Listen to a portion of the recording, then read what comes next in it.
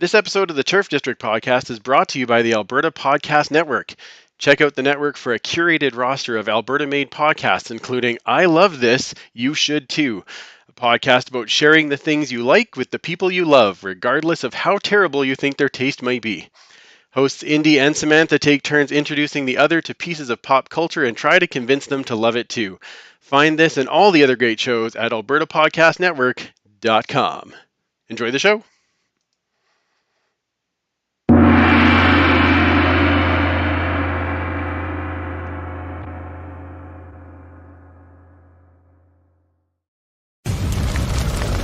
Hey, fellas, we ain't gonna ever back down from nobody.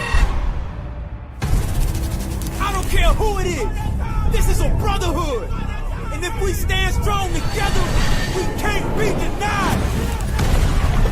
If one of us goes down, we have another, and another, and another that's ready to fight. So let's hit this field and bang them, bang them, bang them. Somebody, light me up.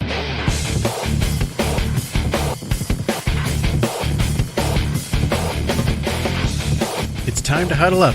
It's the Turf District Podcast.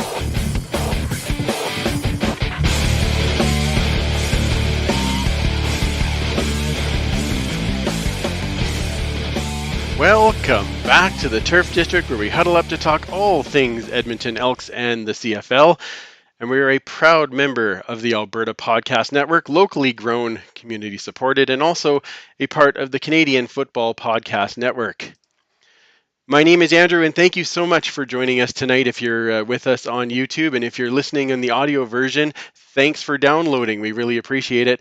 And boy, do we have a fun show tonight. So much to talk about.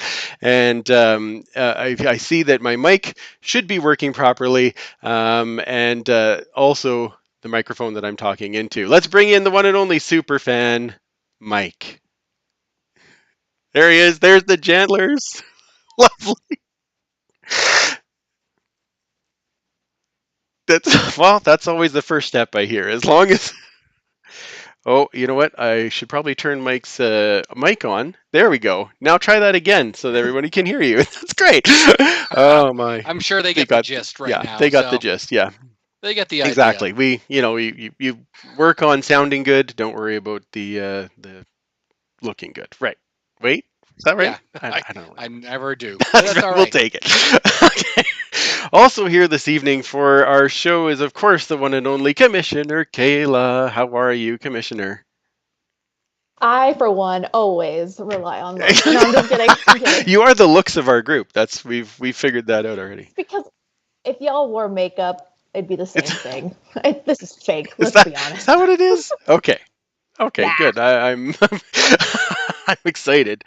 Have you seen Mama Jedi? That's Come true. on. That's true. Yes, Mama Jedi does make it all better.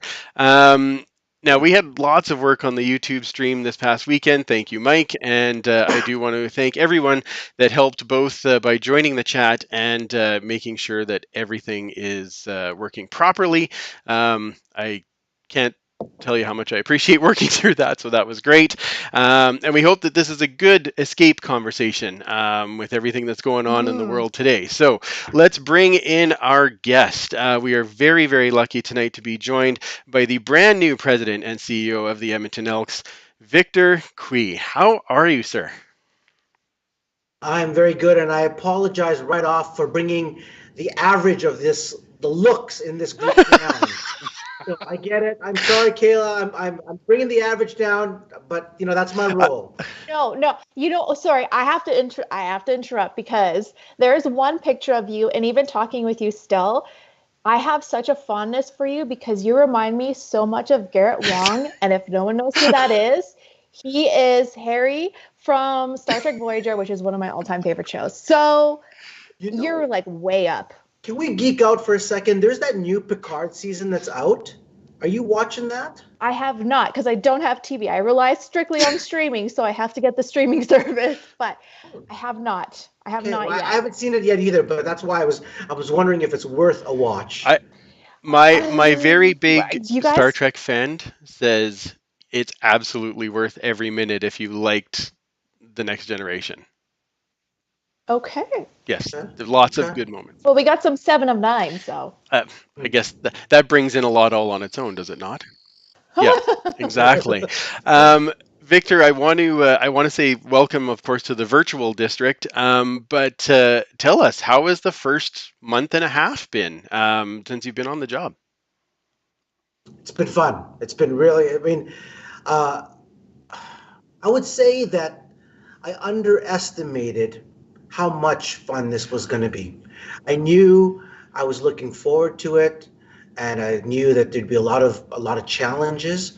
But really, this first month or 5 weeks or 6 weeks, whatever. Now, it's humbling actually to think that I've been given this opportunity to be in charge of this legacy of that so many people love and care about so much. And if anything, that drives me harder to make sure that I'm delivering the very best that I can in my life to this role. So it's been good. I'd say so far you're succeeding because all of us want you here, and I don't know if you've noticed, we're all kind of glee ridden at this particular moment, so that's a good thing. Super fan, you're up. You betcha. So one question we always love to have when people first come on the show is a little bit of the history of them in relation to the football team and the sport itself. So how did you get connected into football? Who introduced you, and when did you become an Edmonton fan? Well, before we go there, we should make it aware that anybody watching this right now, because it actually looks like I am the host of this, and you guys are my guests from the Edmonton Elks, all wearing Elks brand, and I'm the one wearing Turf District. So, welcome to my podcast, everybody. Thank you very much, and it's great to have you as guest today. No, so thank you for the You're shirt. welcome. That's my shout out. Andrew came by today. He gave a shirt. I had to make sure I wore it. I'll be giving a couple more as prizes down the road. So, anybody that's listening, just watch out for that. Mike, to answer your question,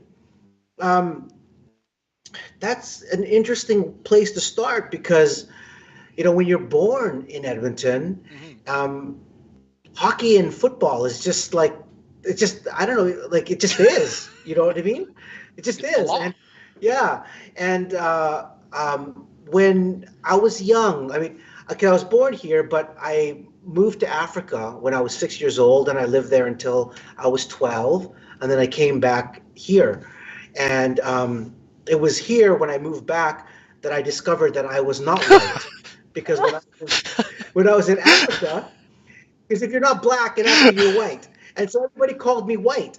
And I came here, and then people are like, "Oh, you're colored." I'm like, "No, I'm white."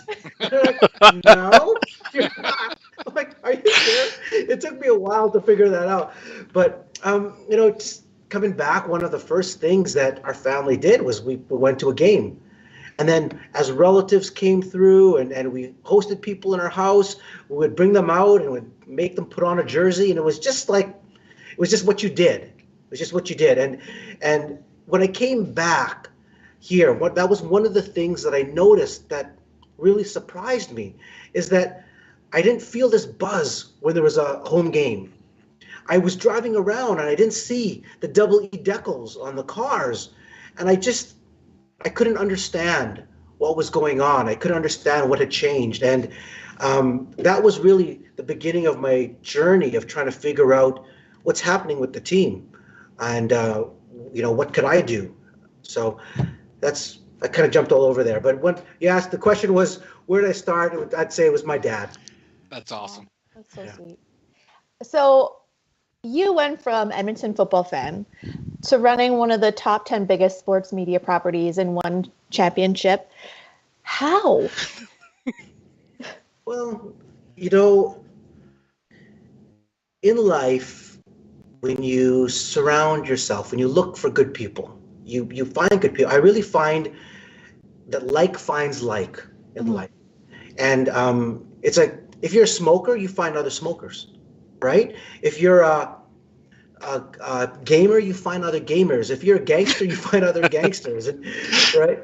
And hopefully, if you want to drive and be the best version of yourself, and do things with high integrity and that are passion driven, you find other people that are motivated like that.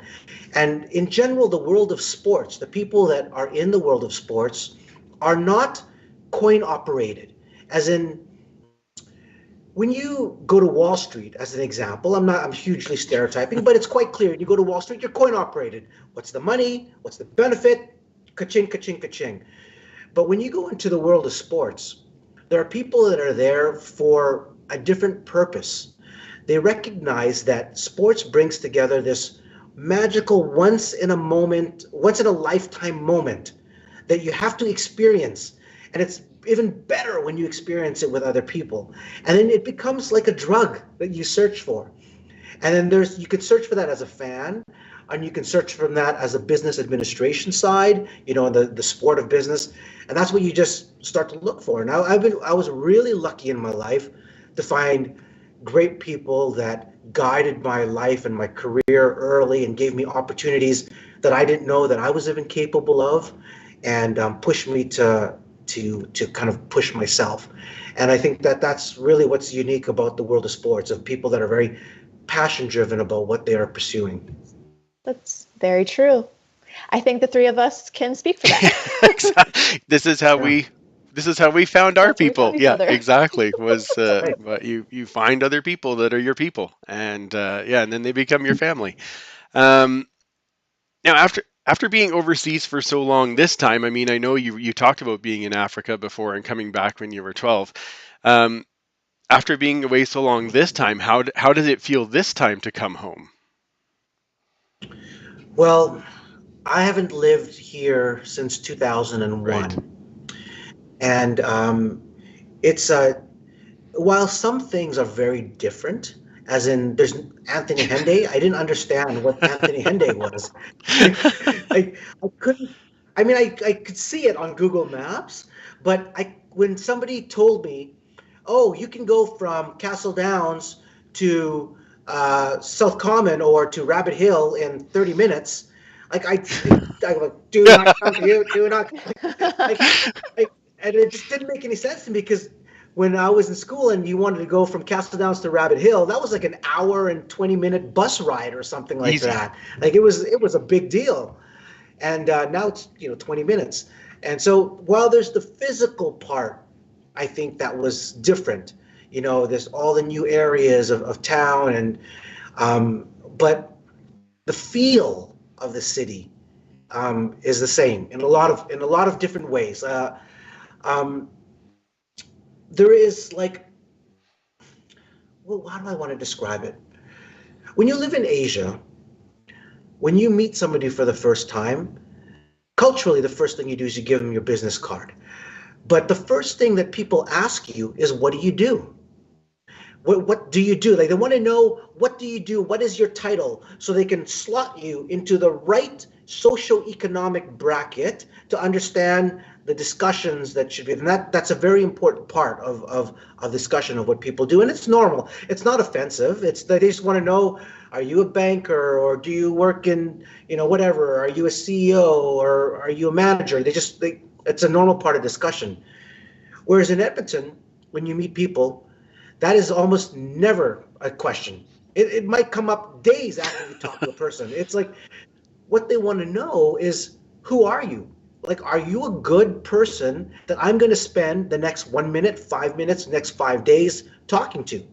And if you pass that test as a good human, and we align in our values, then you continue the discussion. Who cares what your title is? I don't care what your job is. And that is like such a great feeling when you can live in a society where people want to know who you really are.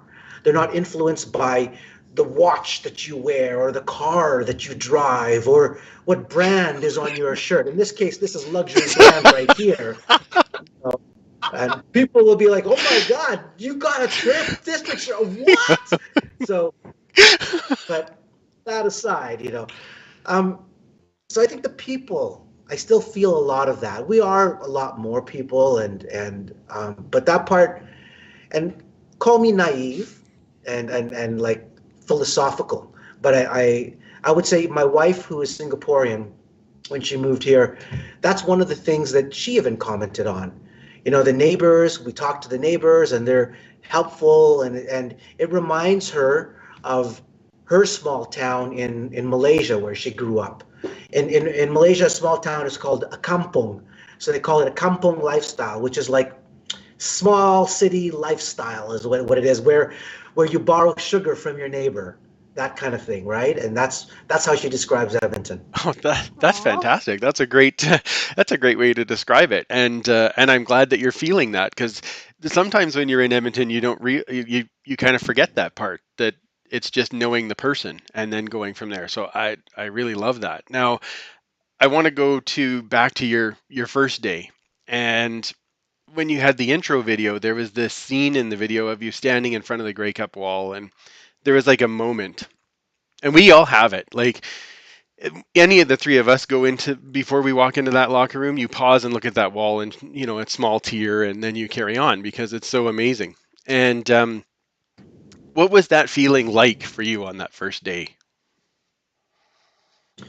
It was a little bit of disbelief, quite honestly, as in I still, I think back of that interview, and I was trying to. Someone asked me the other day, like, were you nervous about that interview, and did you plan what you were going to talk about? Oops, sorry, and that's because I have it on YouTube on my phone, so I have. Hit subscribe. Yeah. That's right. Yeah, that's important to get that plug in. I appreciate that. Like, yeah, it's good. Okay, yeah. Ring the bell. Like, subscribe. Perfect. There we go. And I said, no, like, that was 100%. We did it in one take, and we just sat down and we talked. And it's just this disbelief that I can't believe that I'm behind on this side of the curtain of the team, where as a fan, you see the organization and you see all these people around it, and you're like, wow, I dreamt of this opportunity, and now I get to have it, and it's just, you got to take it in stride. Like, I love looking out. You can't see it now because it's dark, but every day I get to work out of here, and I'm like, what? This is my office? Are you kidding me? On the other hand, I look at it, I'm like, oh, geez, I got to fill every one of those seats. Oh my gosh, what are we gonna do? Panic and excitement at the same moment. Yeah. Yeah. I'd say you're doing a great job so far from what I've been seeing from the rest of the fans. A lot of people are definitely signing up, and you even had that one day where it was the most season tickets sold in a single day. That's some pretty impressive numbers for sure. Andrew, you talked about that first day. Since that day, you've been just as busy. I don't know if you actually sleep or not, but the energy is definitely there. One thing that I think everyone noticed right off the start is your engagement with the fans.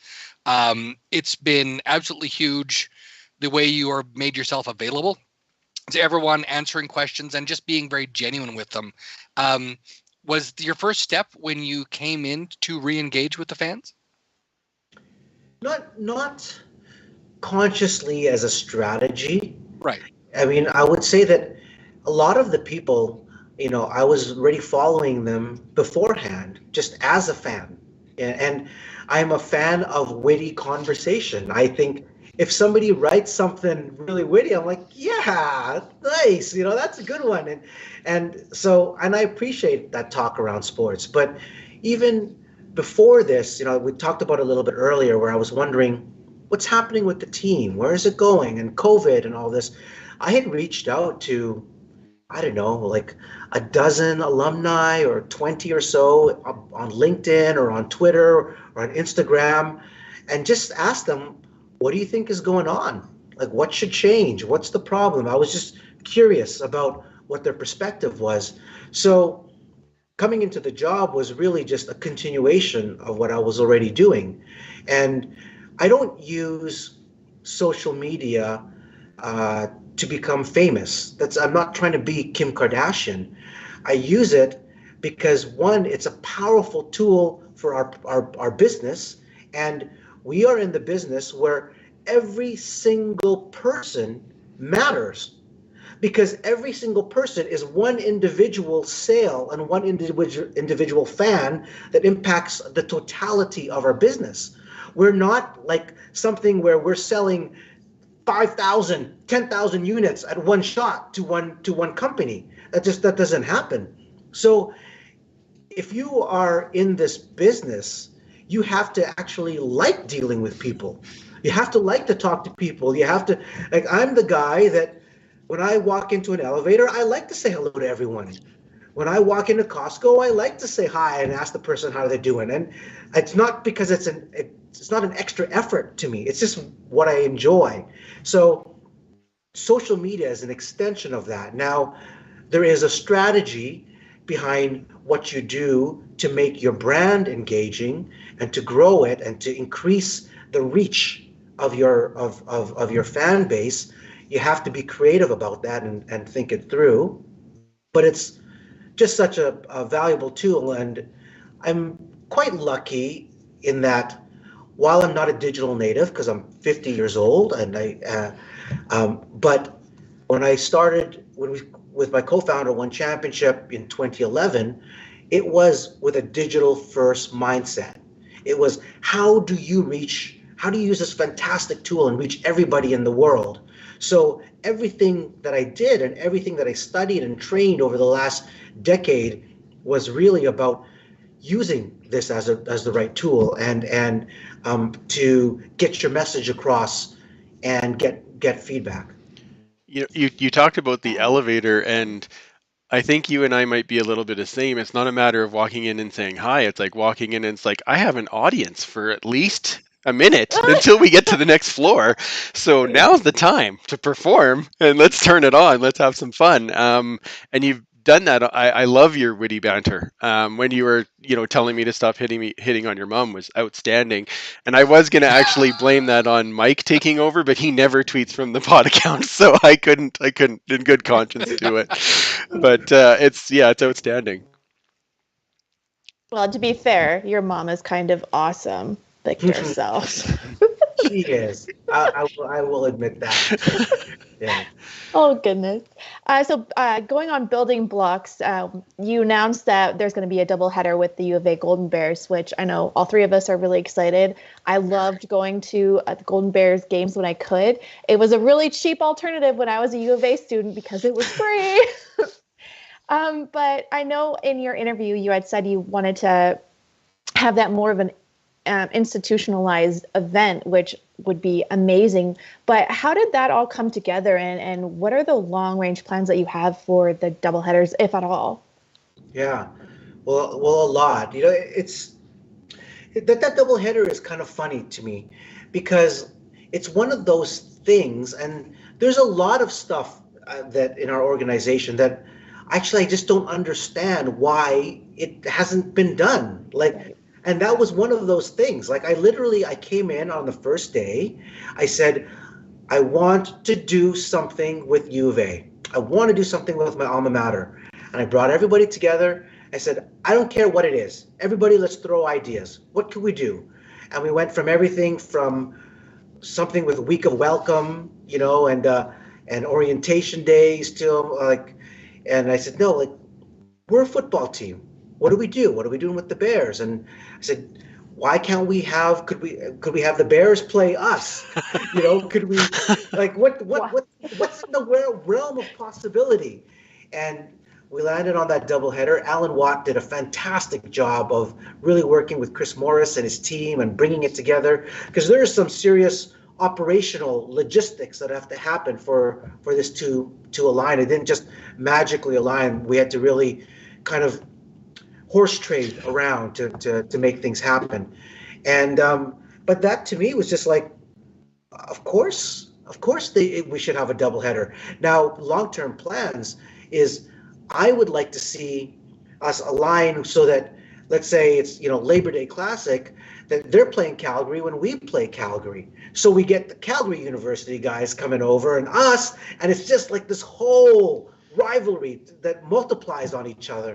And if we can get something like that lined up, because once you do it once and people see the excitement about it, then it just gets institutionalized, and it's going to happen year after year, and it's going to get bigger and bigger, and you're going to have busloads of Calgarians coming into town, and busloads of Edmontonians booing them, and all of that.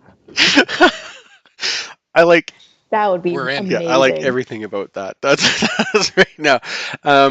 Before we get into the next question I had, I wanted to talk to you about your announcement today, because at first you put out a tweet this morning that said thank you, my job, and we're not sure, join us for leadership change.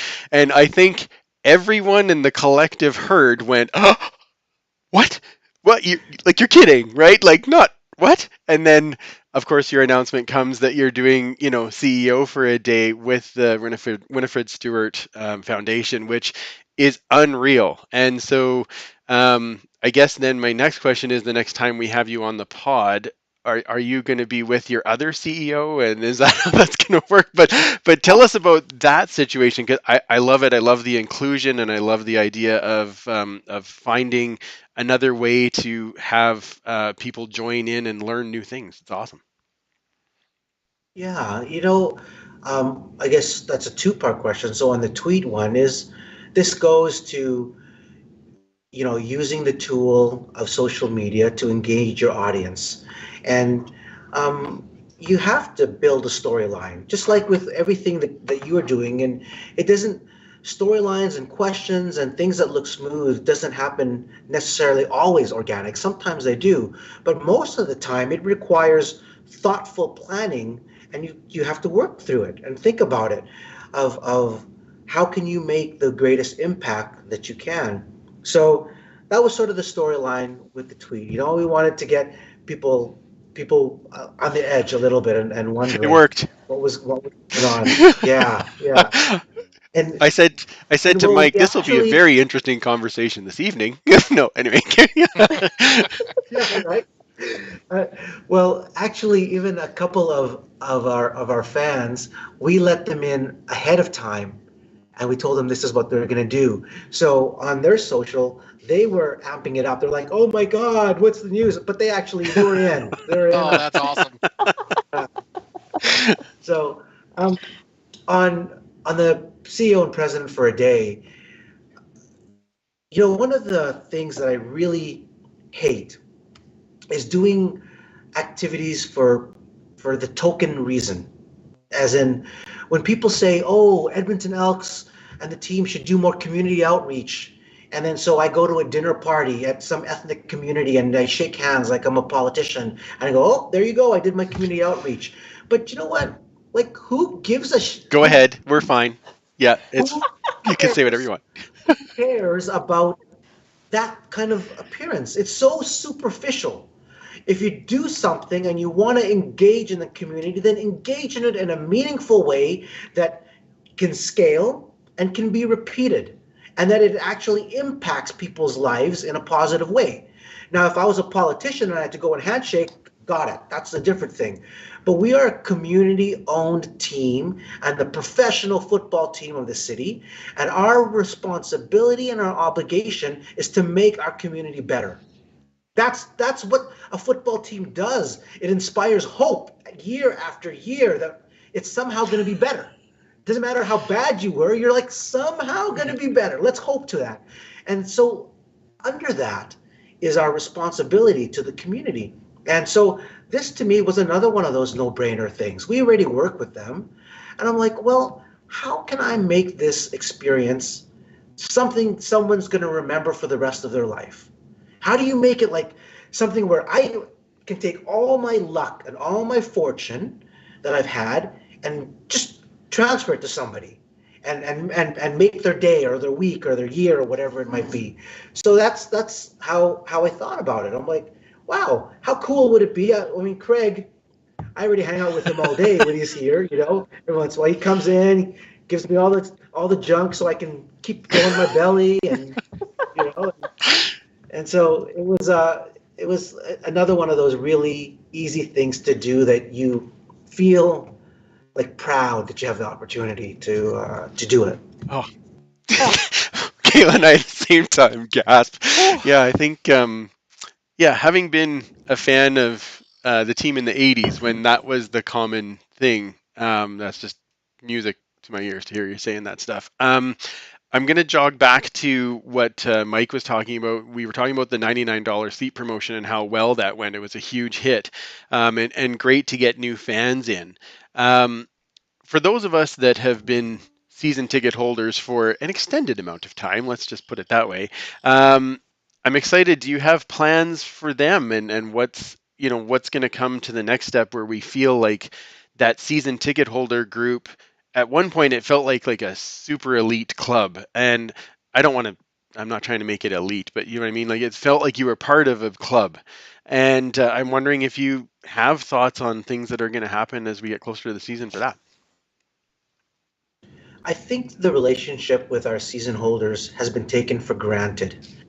And that happens when you are just have a loyal fan base that just keeps on coming and coming with defying logic. So as an organization, you get a little bit complacent. But if you were to take a step back and look, and you're like, what? We have this fan base that gives year after year to the team, and we don't do anything to take care of them? Like, I mean, we do some stuff. We get early promos and there's things and some special access, but really, like, what do we really do? You know, that's not a token discount. And I think that's where we as an organization have to dive deeper to improve about ourselves. And it's not necessarily problems that are solved only with money. Some are solved by time, and some are solved by thoughtfulness. You know, I'll give you the example when we launched the double E on the helmet. Gorgeous, by the Right? way. Gorgeous. Thanks. That's Dan. Dan, our equipment manager, he's a rock star. I tell you, like, there is amazing people in this organization. Like, frankly, I don't do any work. I just come here, I do a bunch of podcasts, and a bunch of like chit chat. I like tweet all day,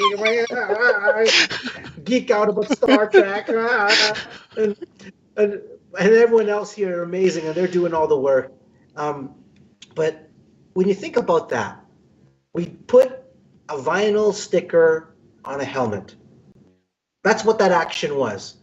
And I could have just taken a picture and said, hey, fans, I heard you. You want double E back? Post, Instagram, there you go. Right? But we got the team together.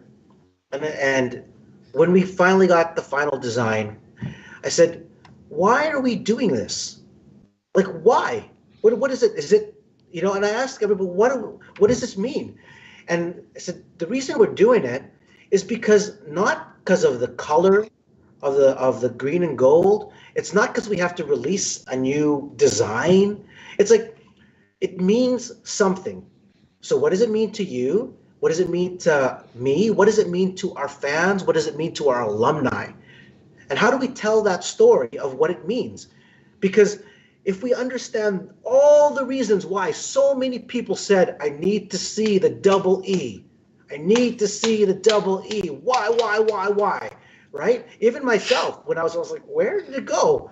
And you have to ask that why a couple times to get to it. And when you do, you're like, oh, because it means something in my heart. It means something like a memory with your family. It means something because you played for the team. It means something because it was a part of your history. So let's tell that story. Let's bring Jed in. Let's bring Dave Jamieson in. Let's put all this history that we are so proud of and that we know, and tell it in a way to hopefully capture new fans. And then build that to what are we doing? You know what? Everybody knew, well, maybe except you three, and you're guessing and you're asking like, what are we doing? Everybody knew it already, all right? Like, but I think, you know, by the time we got to the helmet and we were going to be closer, people knew that that's what we were going to do. But it was like, let's still believe in Santa Claus. The gifts are coming, right? Santa Claus, let's go. And we released the video. It's, you know, one of our most popular videos, and it was really amazing to work with guys like Jed and just give them that kind of opportunity, but really tip the hat to our history. Well, I mean, I got chills. not really much of a surprise to anyone. I mean, you just talked a bit about getting the alumni involved and getting the fans involved. And to me, that's always been sort of all part and parcel of the same thing. So to you, what is sort of the ultimate union between the team, fans, and the alumni moving forward? I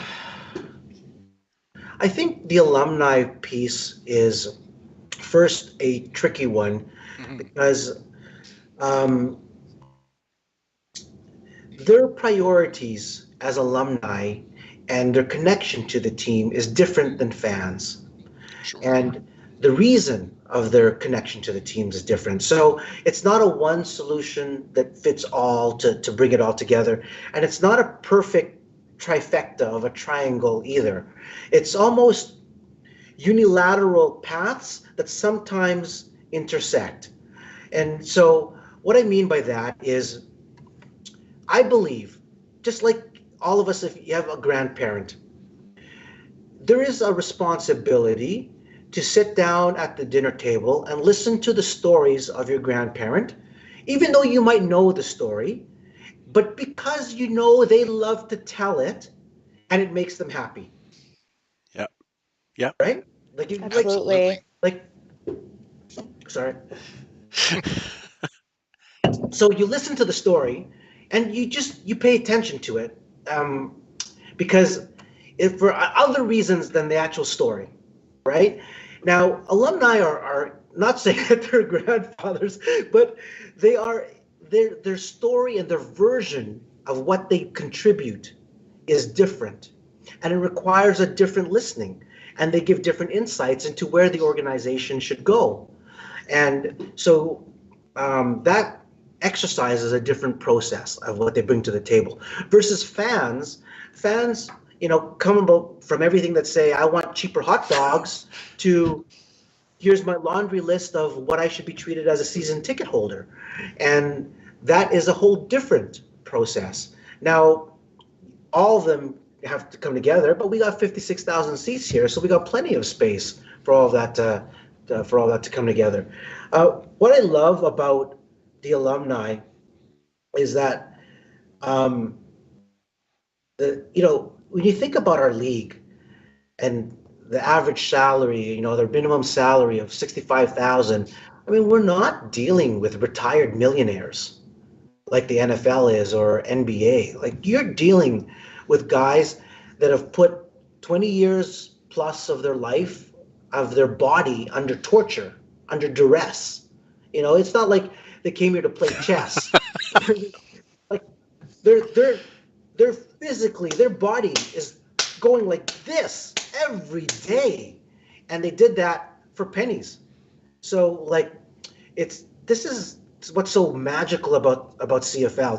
There's a purity of, I believe. I mean, I want the players to get more money. I hope that happens. I want the league to grow. I would love for us to be head to head with the NFL. But right now, today, where we are, there's a purity of the sport of why people come to play and why they're a part of it. And I think that's beautiful. And that's kind of like this undescribable Canadian element to it, right? No, yeah, I can't argue that at all. Yeah. Absolutely. It's like, if you know kind of thing. Like, Yeah. you know CFL, you know. Yeah. Talk about exclusive clubs. No, I'm just kidding. So, I mean, we've gone on about the helmets. Wicked, awesome, stellar, dope, all of the adjectives. Like, I got goosebumps. I know we all did. But I mean, it's always fun to have more special announcements. So do you see more of those types of announcements coming out this year, or, any more special announcements that you might want to hint at here? We have more. We have more coming. And I mean, we've been doing something almost every week pretty well, and we're not going to slow down. So we've just got a ton of creativity, and for me, I just want people talking about the team again.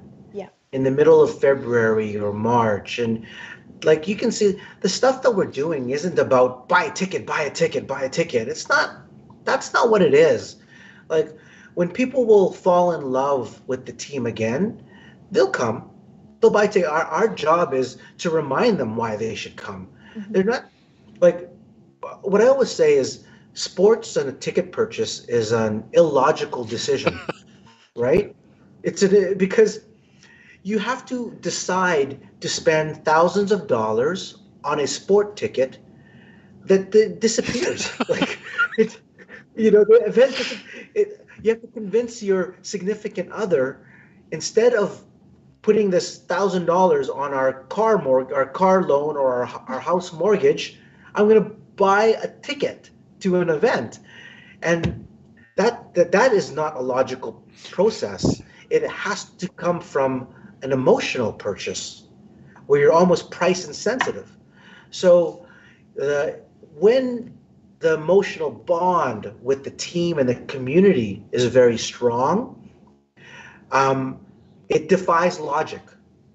But when it's weak, logic dominates. So I'll give you an example. When the tie is weak, to, let's say, to your fans watching the podcast, okay, or to coming to a game, when the tie is weak, they look for the reasons why they shouldn't spend this hour with you or come to the game. Oh, I'm too busy. Oh, I got to drive here. I have to do this. Oh, the sky is blue, or whatever. When you buy a ticket and you come to an event and it's logic driven, you'll be like, oh, what's the weather forecast? Oh, it's cloudy. Oh, it might rain. Oh, I'm going to wait till the temperature warms up a little bit. But when the emotional bond is strong, none of that matters. Literally none. You don't even check the weather. You'll be like, home game, I am there. And you just go. You just go, and you're calling your friends, and it's there. So that is the spirit of sports that has to exist between us as caretakers of this brand and of the team, and what we have to build fans to come on that journey with us.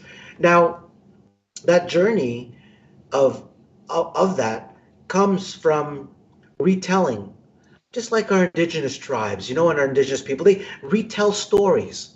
And why do you do that? It's because you have to remind people again. You take it we know the stories, but if you think about it, that helmet video, there's no new footage there. Like, that's footage that is there, but it's our obligation to retell it, right? And how you do it.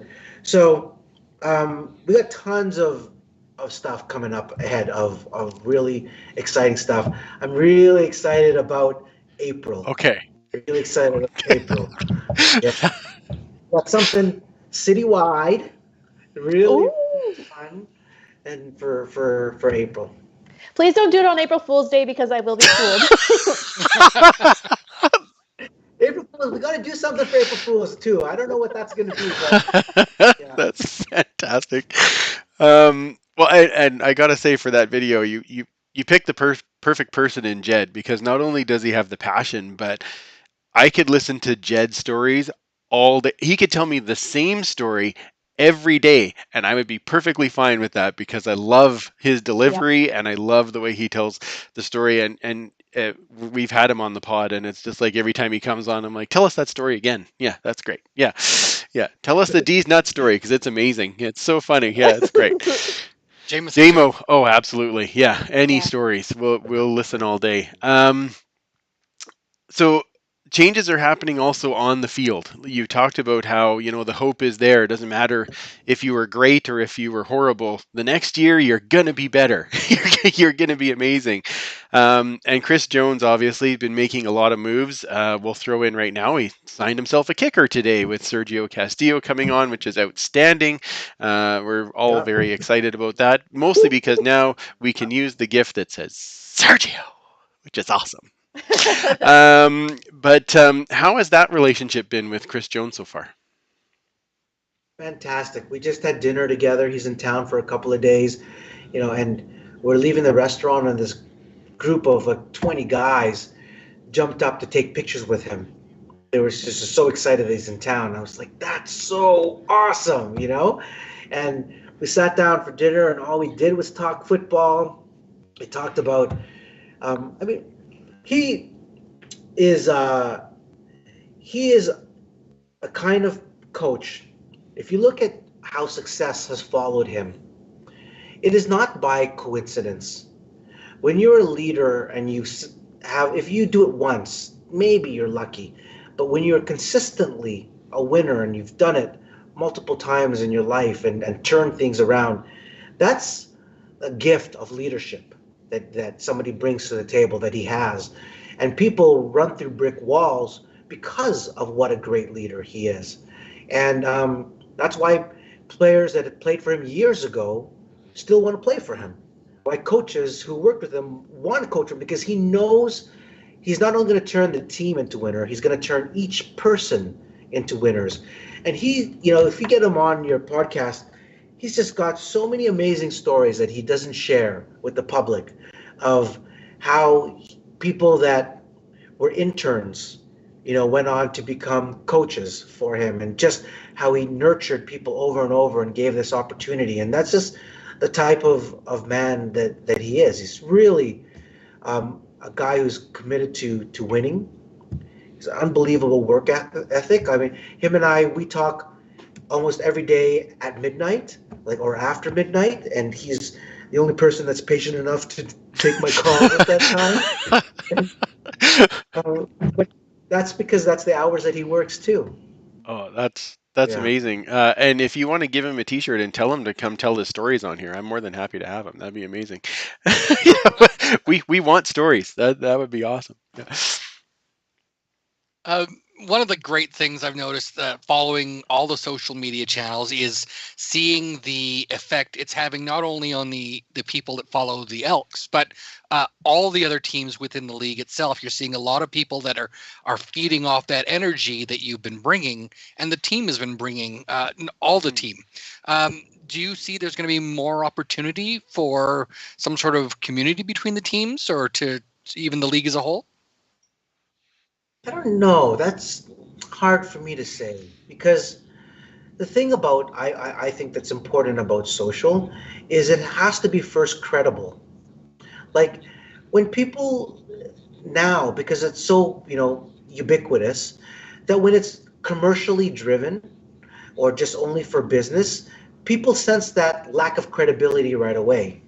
But when you're active and you're on social and you see it, you just if somebody really wants to engage, or if they've got a hidden agenda and they're just going to announce a 20% discount to you on something, right?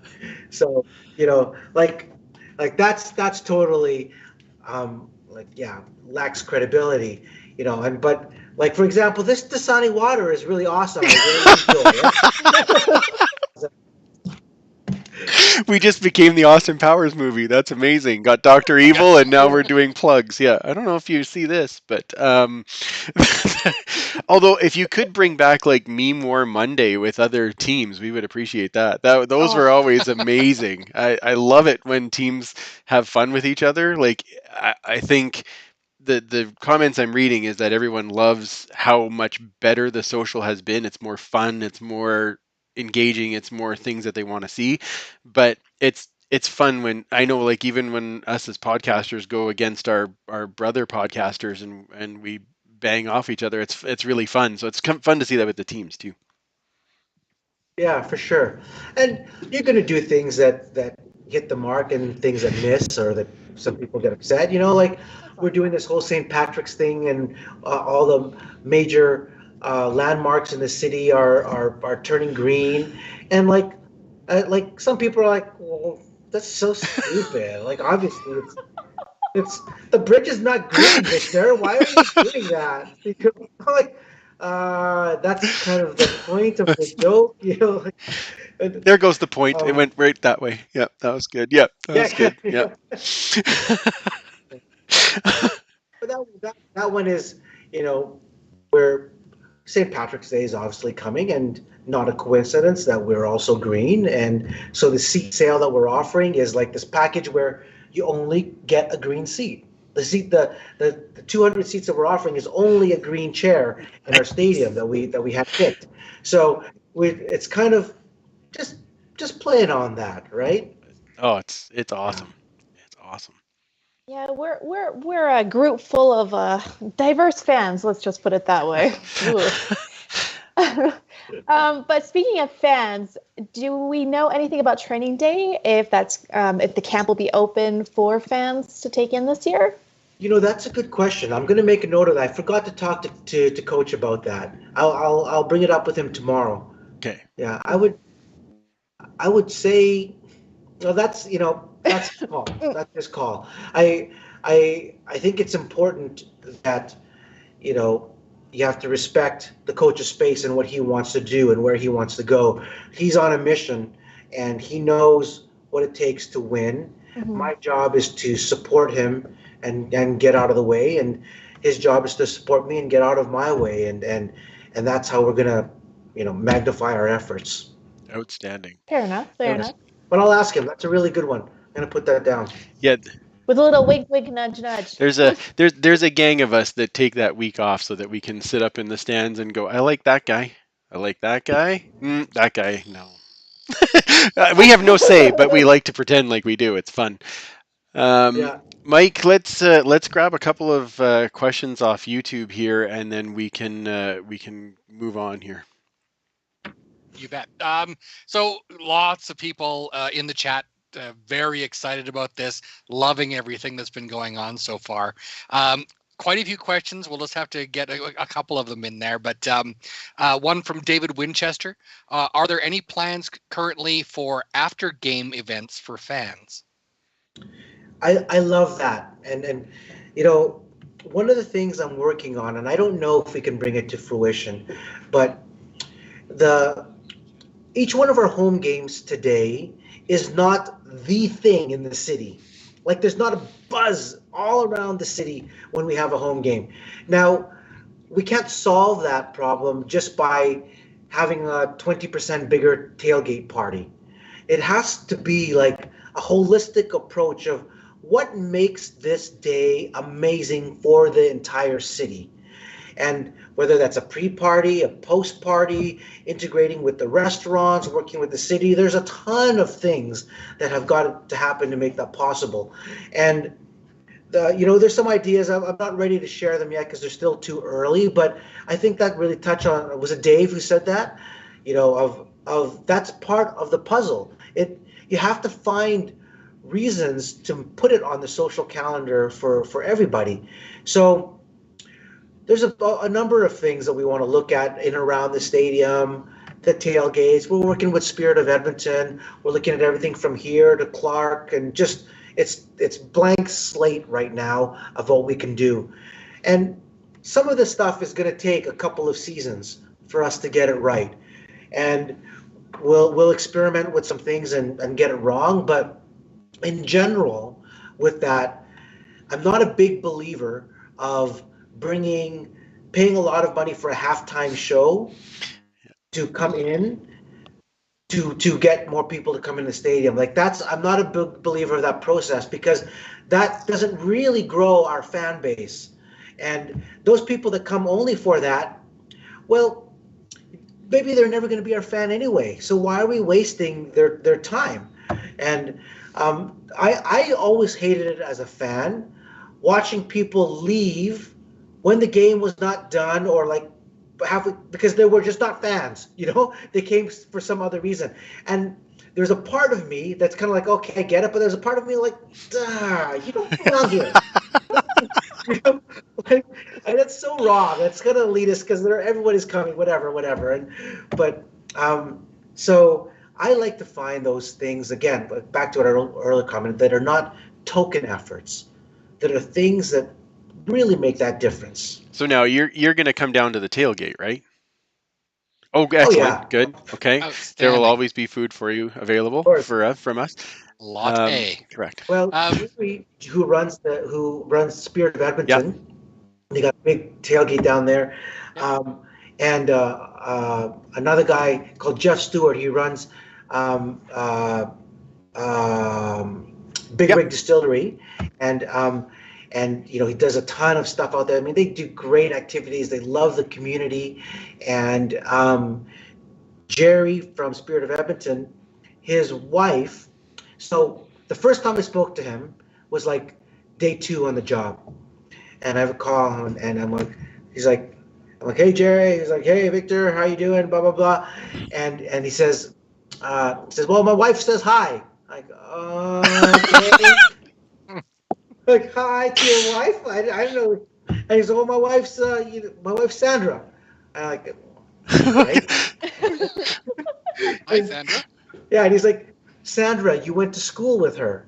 And so then I said, well, what's her maiden name? And Sandra Grandinetti. I'm like, oh, yeah, of course. And I think it was from junior high. She was like the sport captain of every single team, like ultimate competitor and like super active and just like the leader of the school. And so it was awesome to have these kind of connections like that. Oh, that's amazing. Okay, sorry, Mike, go ahead. That's phenomenal. That's all good. I'm just sitting here listening. It's phenomenal. So Jerry Cooper, a good friend of the podcast who lives out in Victoria, is just saying that, damn, this discussion is making me want to move back to Edmonton. Being someone who did move from Victoria to Edmonton, I can definitely relate to that for sure. More questions here. And this is going from quite a few people. Leanne started it off and everyone sort of jumped in. Can we please have more videos with Mama Coo? Yep. I think she stole a lot of hearts, not just That's answers. right, yeah. Everybody sort of fell in love with her. She's just made for being on that camera. Yeah. Well, we'll see. I think for me, the point of that video when we did it was that I just love doing stuff with my mom, but it was just a chance to let fans know that good or bad comments, like, we see them, right? And also just to remind people that whatever you say, there's another person at the other end.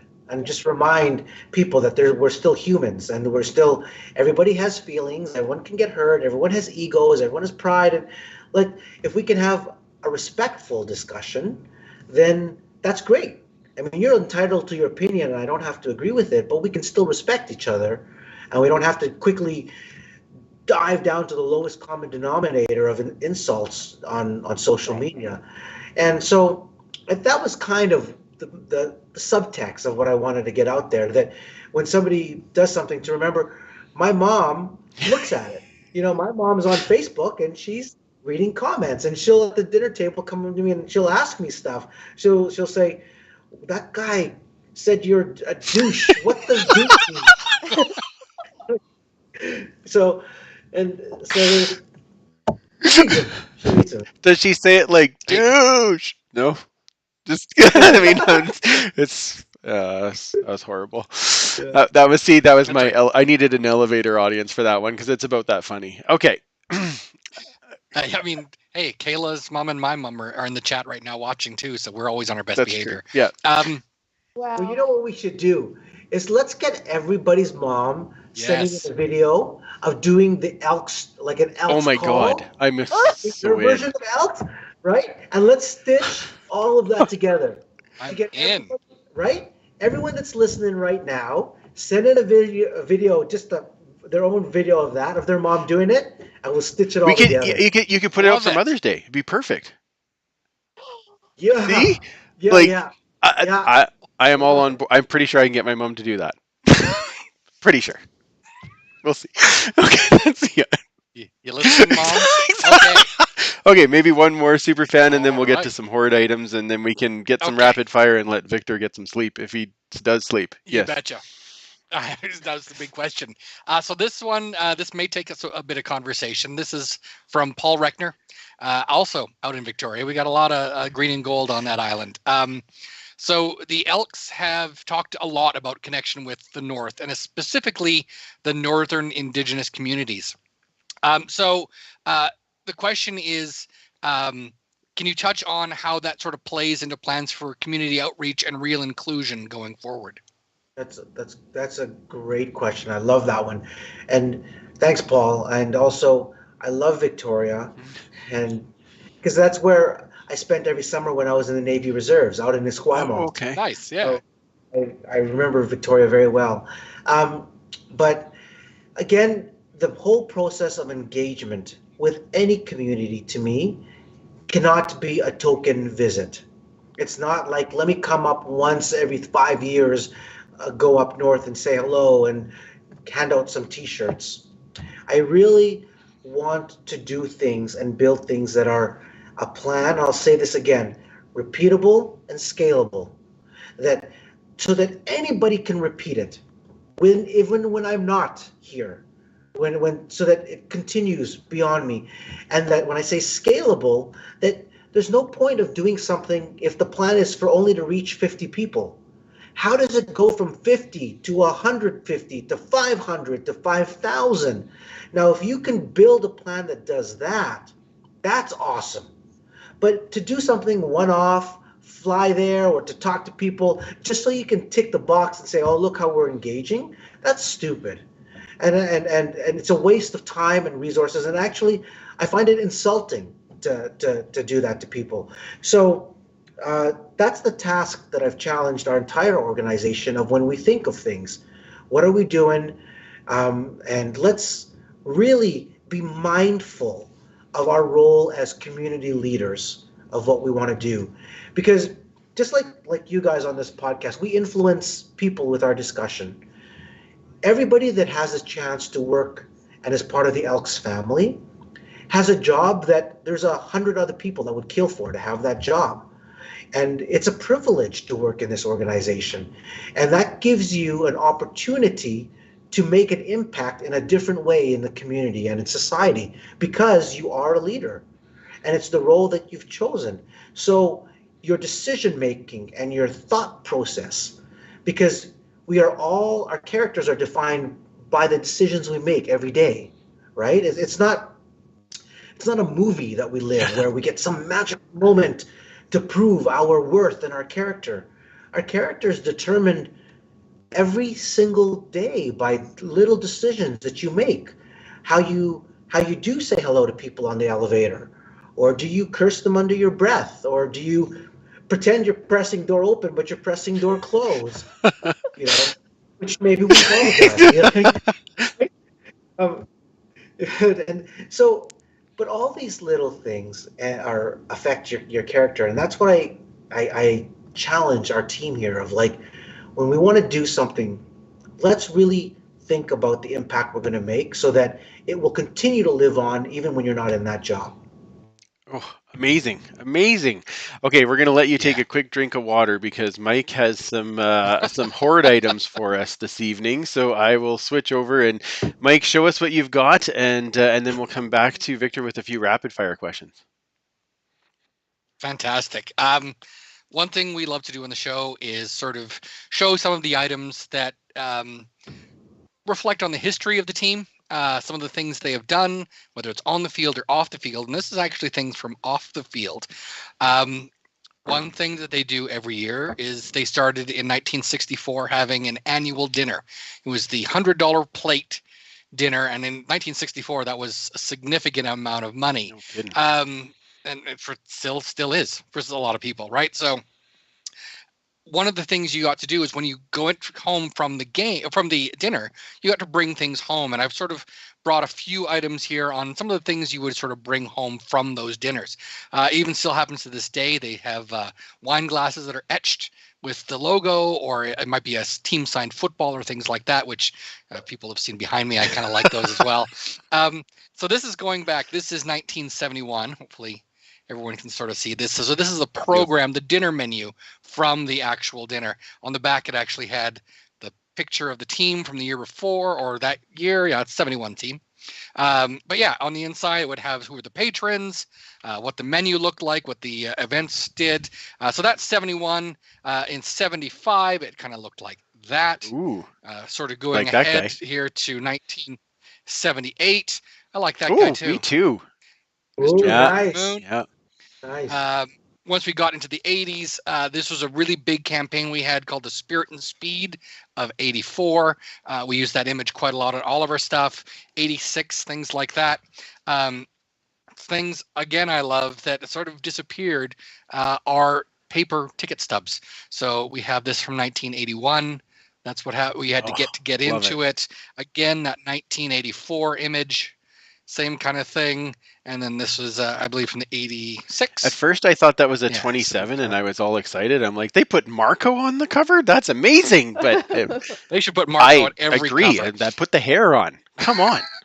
Exactly. In the 60s, they loved doing sort of coffee cups or beer steins, whatever you want to use. This is a 67. They used that again in 68 and 69, a similar kind of design.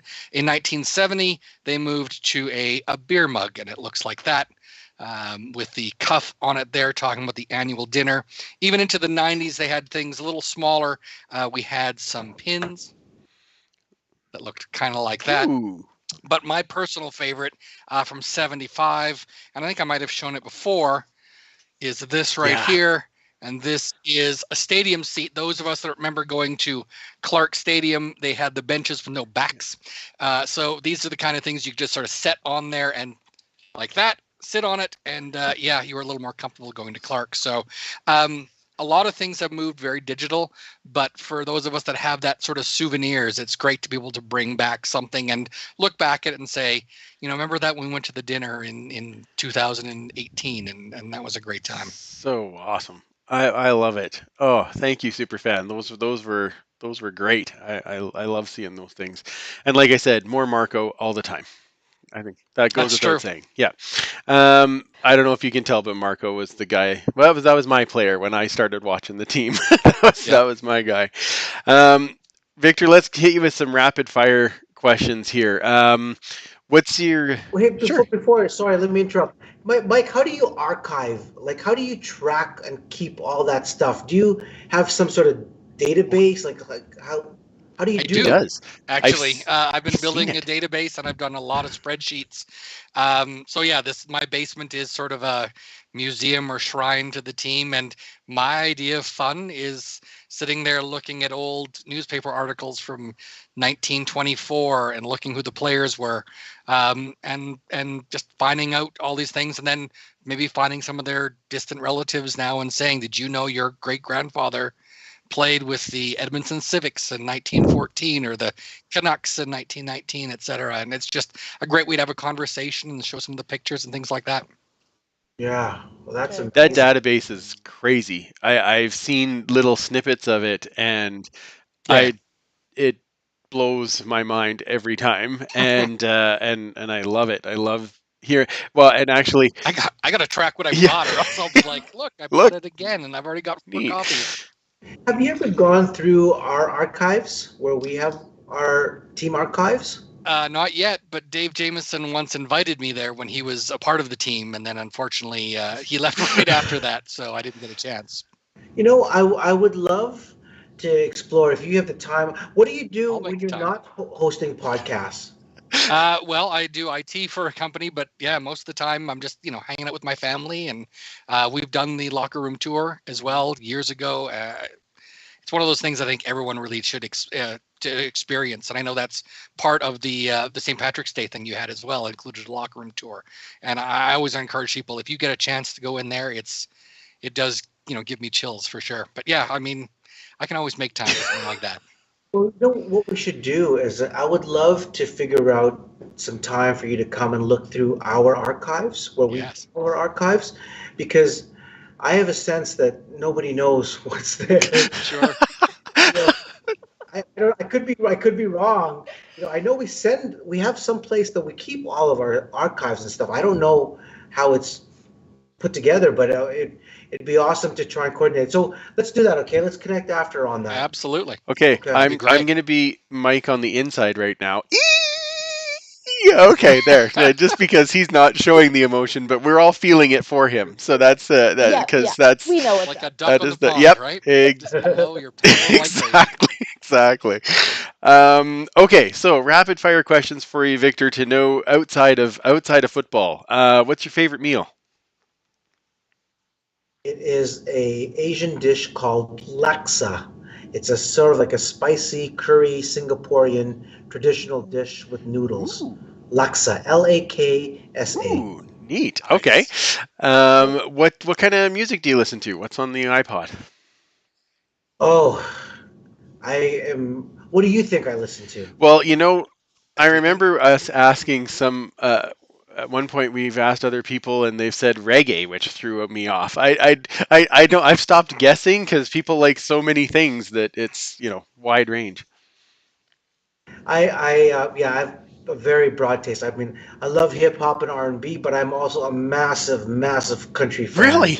Like, yeah, like Garth Brooks, Reba McEntire, Tim McGraw. That's my jam. Like, so if Trisha Yearwood and Garth Brooks come here for a concert, I'm gonna lose my mind. Like, yeah, I'm Big Valley Jamboree. I've PBR rodeo and bull riding. It's just like I followed that my entire life, and just a massive fan of it. Oh, I hope I get to be in the stands when you pick the music for practice one day. It's going to be outstanding. Netflix or streaming or movies, what do you like? Um, Netflix.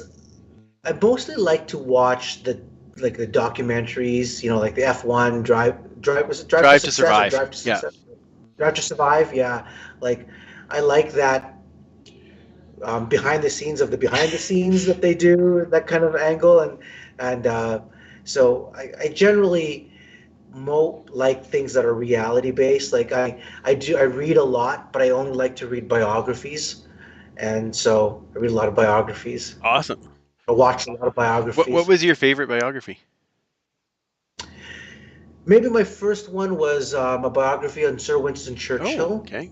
About leadership. Was one of the earlier ones that my captain in the Navy recommended me to read. Um, I also really enjoyed Warren Buffett Okay. and his one. I read back to back Hillary Clinton and Bill Clinton's biographies, and then I read them again side by side because there's many parts of their biography that they're talking from each other's perspective, and that was really cool. So I mostly think biographies are so neat because it's a cheat sheet. Like they're giving you a cheat code to life. These people that are so successful and so smart and like they just have done great things in their life, and they put it down to teach you what mistakes that they made and how they got there. I'm like, well, shouldn't you learn that? I mean, it's just fantastic. So I enjoy reading Oh, that. that's awesome. I think I know the answer to this one, but cookies or chips? Yeah, Cookies. exactly. Good. That's what I figured. Yeah. Who was Yeah. who was your Andrew, you see those See? cookies right there? You can see? Yeah, it's Yeah. perfect. Oreo cookies, compliments of Andrew. He's Somewhere Janelle is just excited. trying to work his way into That's, my yeah, heart. exactly. Yeah, just wait till you meet Janelle. I will not hold a candle after that. And by the way, Janelle, thank you for the treat pack that arrived at my house yesterday. It's amazing. Okay. Who was your favorite player on the team when you were a kid, when you were starting to watch the team? Damon Allen. And Gizmo. Of course. Yep. Yep. Yeah. Yeah. Great picks. Next one, can we use Mom's Elks call on the podcast? Perfect. Absolutely. But she may send you an invoice. Okay, perfect. For royalties, Yeah. So be prepared for that. I did music licensing years ago, so yeah, we'll get Okay, right in it. perfect. Yeah. I'll happy to send the My royalties. mother. I'm just going to tell you a quick story about her. Yes, is it time please, for this, yes. Or Yes. is years ago, when about 10 years ago, when I was just building our One Championship Facebook page and just understanding about, I decided that I wanted to make sure as I was learning that I knew it. So I was going to teach my parents. So I started with my father. I'm like, okay, Pop, open the laptop. This is what we're doing. This is Facebook, et cetera, et cetera. I'm talking to him for about 15 minutes. And then he stops. He says, okay, where is the on button again? So I realized, okay, maybe I won't start with that. So I went to my mom and I'm like, okay, give her a laptop, and I open her Facebook account for her, and I teach her about it. I'm like, Mom, I'm going to teach you about Facebook. So she started a page. It hasn't been as active now. It was called, I think, Travel Tips for Seniors on Facebook. Oh, cool. And it eventually she grew it to like 20,000 followers or something like that. Wow. Yeah. And my mother she's like 77 or 78 years old, right? And I wanted to teach her how Facebook works and what you do. And so she was doing video posts about travel tips specifically for seniors. So she would go around Asia, and wherever we would go, she'd be like, oh, this is a good restaurant, and the steps are really small, and it's easy to step up, and all these really neat tips. And as her fan base started to grow, mostly it was a lot of guys, probably Andrew's friends, that were asking to marry her. They would like write in, like, oh, I love you. And I'm like, who are these people? But she got some business requests from like cruise lines that cool. would say, hey, can you write about our cruise, and we'll give you a free cruise, and when you come on a cruise, write about what the experience is and how it's good for seniors. So she started getting these free cruises in Asia. Wow. And then she'd go on there and she'd talk to other seniors, and she'd say, well, at this port, you want to do this kind of stuff, and don't go here because there's no toilet, or, like really practical stuff for seniors. So That's amazing.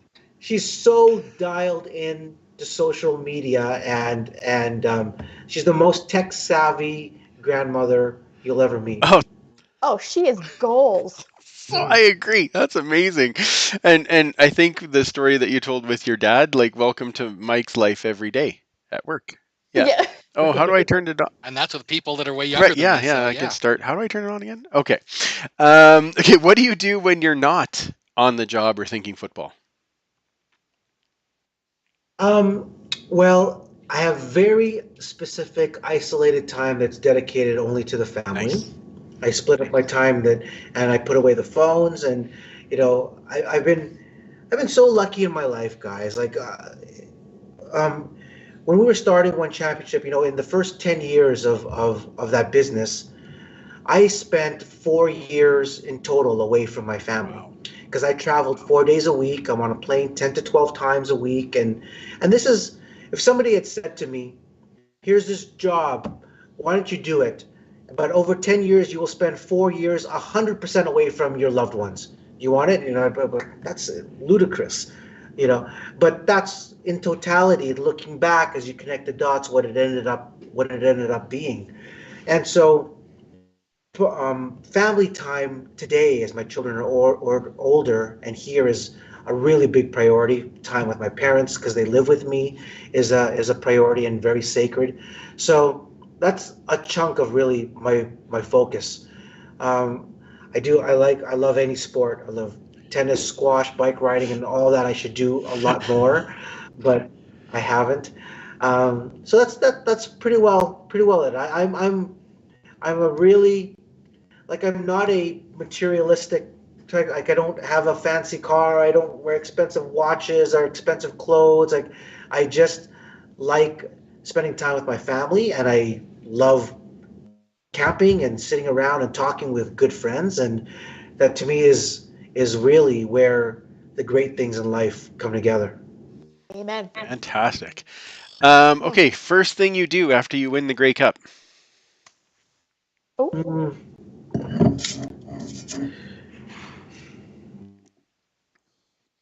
I will think of what did we do wrong and what should we do better for next year. Oh, man.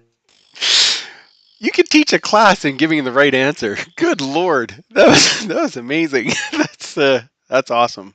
Now, I have a feeling that this one could be a longer answer, but I think it's going to be another amazing one. What does the EE way mean to you? Yeah, Three. three. Yeah, exactly. Is that, Yeah. is that it? Oh, no, 42. Life Okay. life is the answer is 42. Yeah, what does the EE way mean to you?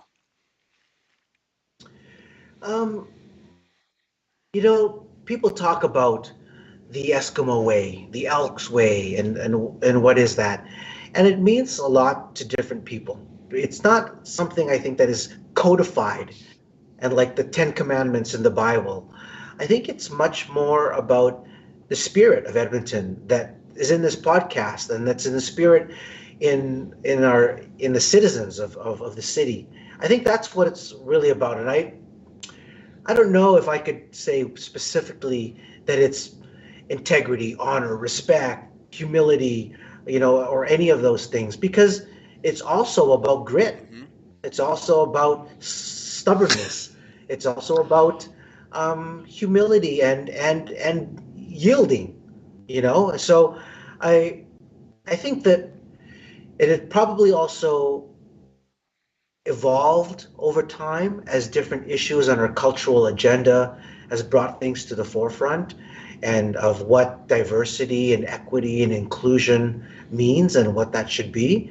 And I think to a lot of people, the team can champion all of those as the Elks way. So I'd say it's all of that. Amazing. All right. Well, this episode is also brought to you by Park Power, your friendly local utilities provider offering low rates, awesome service, and profit sharing with local charities. In Alberta, you get to choose who you buy your internet, electricity, and natural gas from. If you choose Park Power, you are choosing a positive local business. Plus, Park Power shares its profits with local not-for-profits that are working to make a difference for their communities. Shopping local is very important to Park Power's owner, Chris Kozowski, and we love local here at the Alberta Podcast Network, and obviously with the Elks, and we have now a local owner. So it's great fit for everybody. You can learn more at parkpower.ca. Victor. What up, Kozowski? See, Thank you. I was going to say, I bet you know him. Yes, that was my guess. Victor, thank you. Thank you so much for spending the time with us tonight. Your energy, your enthusiasm is infectious and contagious. Thanks for bringing back what we feel is what we want to see from the team. We really appreciate it. And spending time with us is way above and beyond, and so we really, really appreciate the time. Tell everybody where they can find you so they can find all of this witty banter and get in on it and learn more things about what's going on with the Elks. Our social handles at Go Elks or at Victor Quee. Awesome. But thank you guys. Thank you really for the time. Like you guys are giving me too much credit of what has happened in this short period. It was really just like, it was all there from this amazing fan base that we have. And it was like, as if it was just dormant. And all I did was help open the door a little bit, and you can feel this flower blossoming. And it really comes from people that are committed to the team and our fan base and our season ticket holders and our partners and our sponsors, and just all this kind of great work that you guys are doing. And people, all they see is this finished product of what we're talking about today, but they should know, and I know, how much time and preparation goes into making your podcast show as good as it is, and your own desire for self-improvement. So just thank you for your commitment and bringing all this to fans. Thanks, guys. Absolutely. We're happy to do it, and honestly, I could talk to you all night, but I know that you have other things to do. So we'll have you back during the season where we can kind of get a. I know.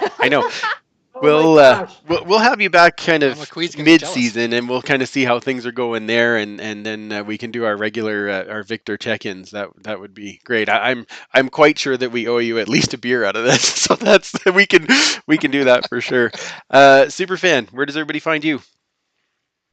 They can find me at 56 Parkies, and then of course anything about the history and some pictures of some of the stuff we've been showing at the Edmonton Football History Twitter account, which is at EDMHISTOREE. Love the song. Perfect. Commissioner, where does everybody find you? At Duchess Lombardi on Twitter, most likely. Perfect. And of course, make sure you are following our friends at Pay It Forward with Football as they get everything fired up for the season.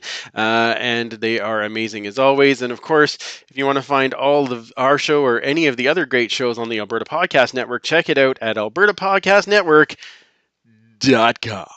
because that's why it makes it fun. Join us as well in the huddle. You can join us on Twitter, on Facebook, on Instagram. It's at the Turf District.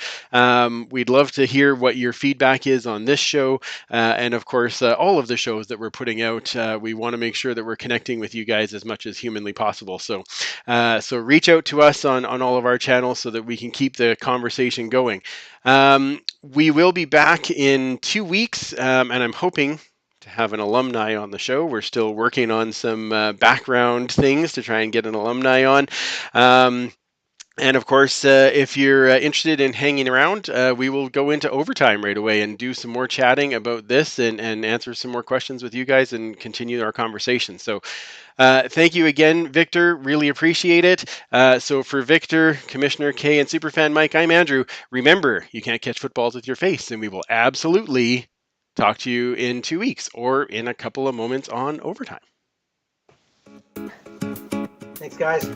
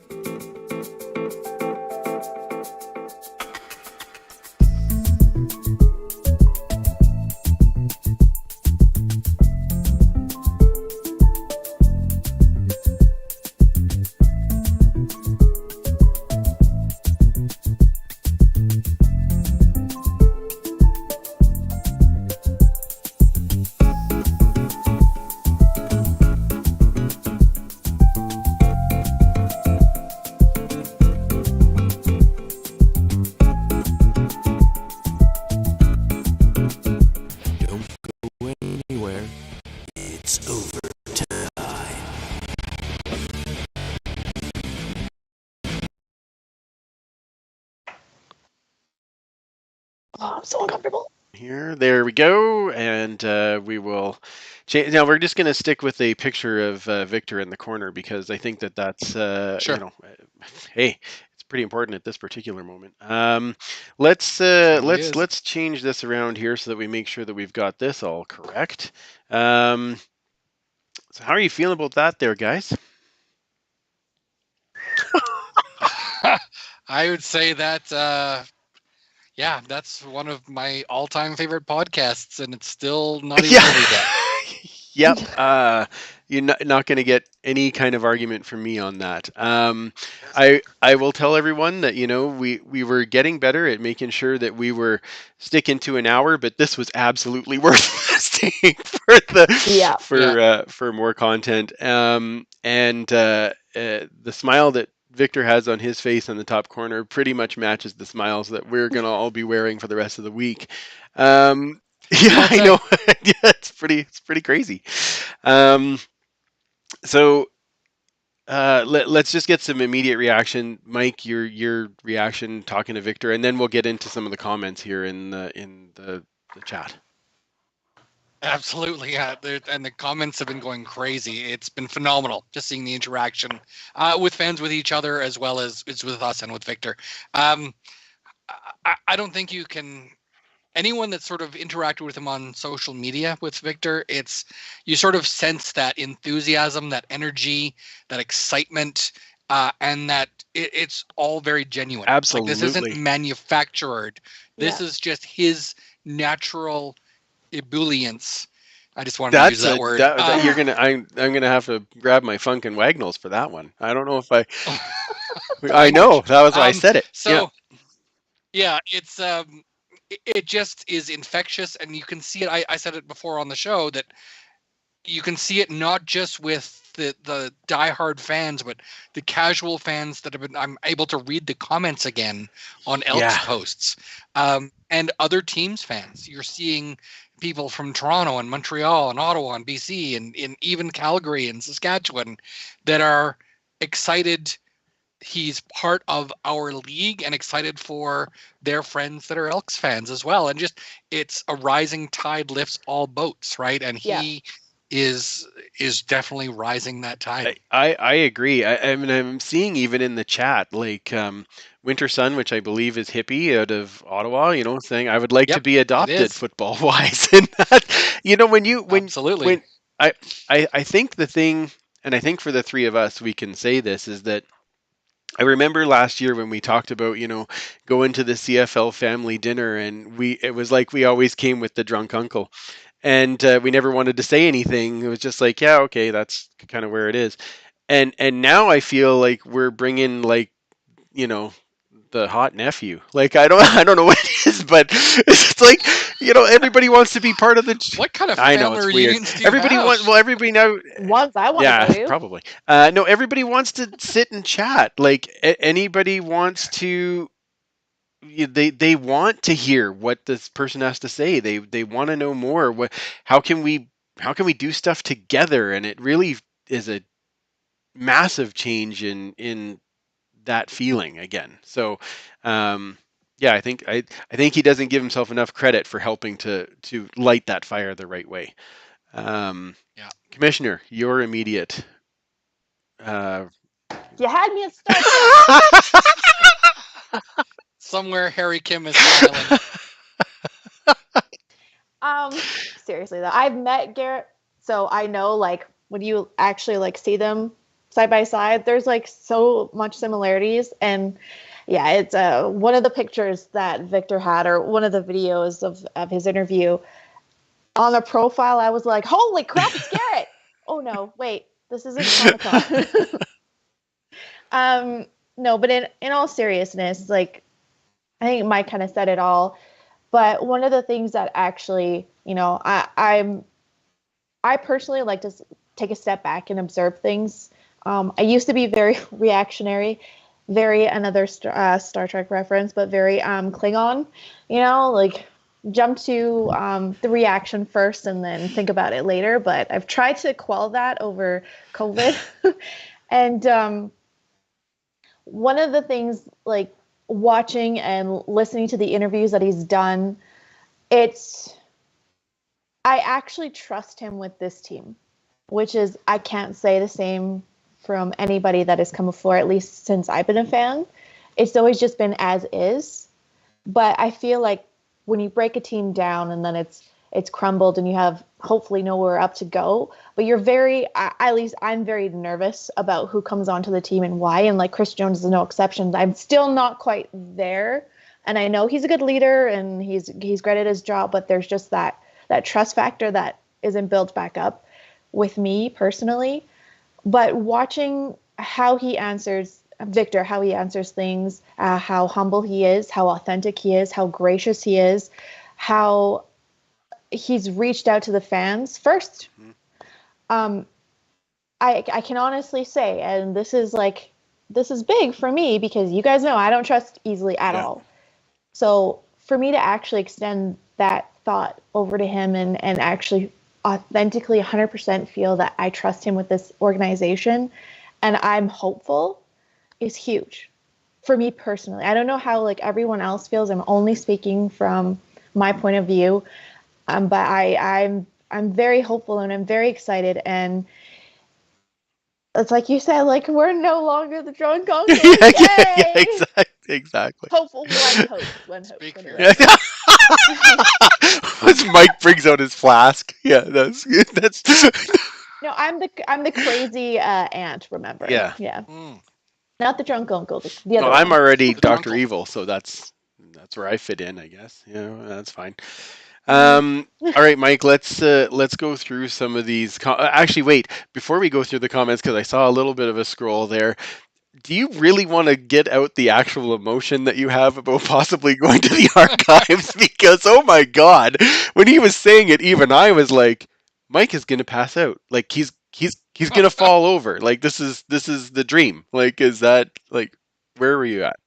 The very first time this was offered to me was in 2011, and it was Dave Jameson who invited me in to, as in his words, go through a bunch of dusty boxes under the desks.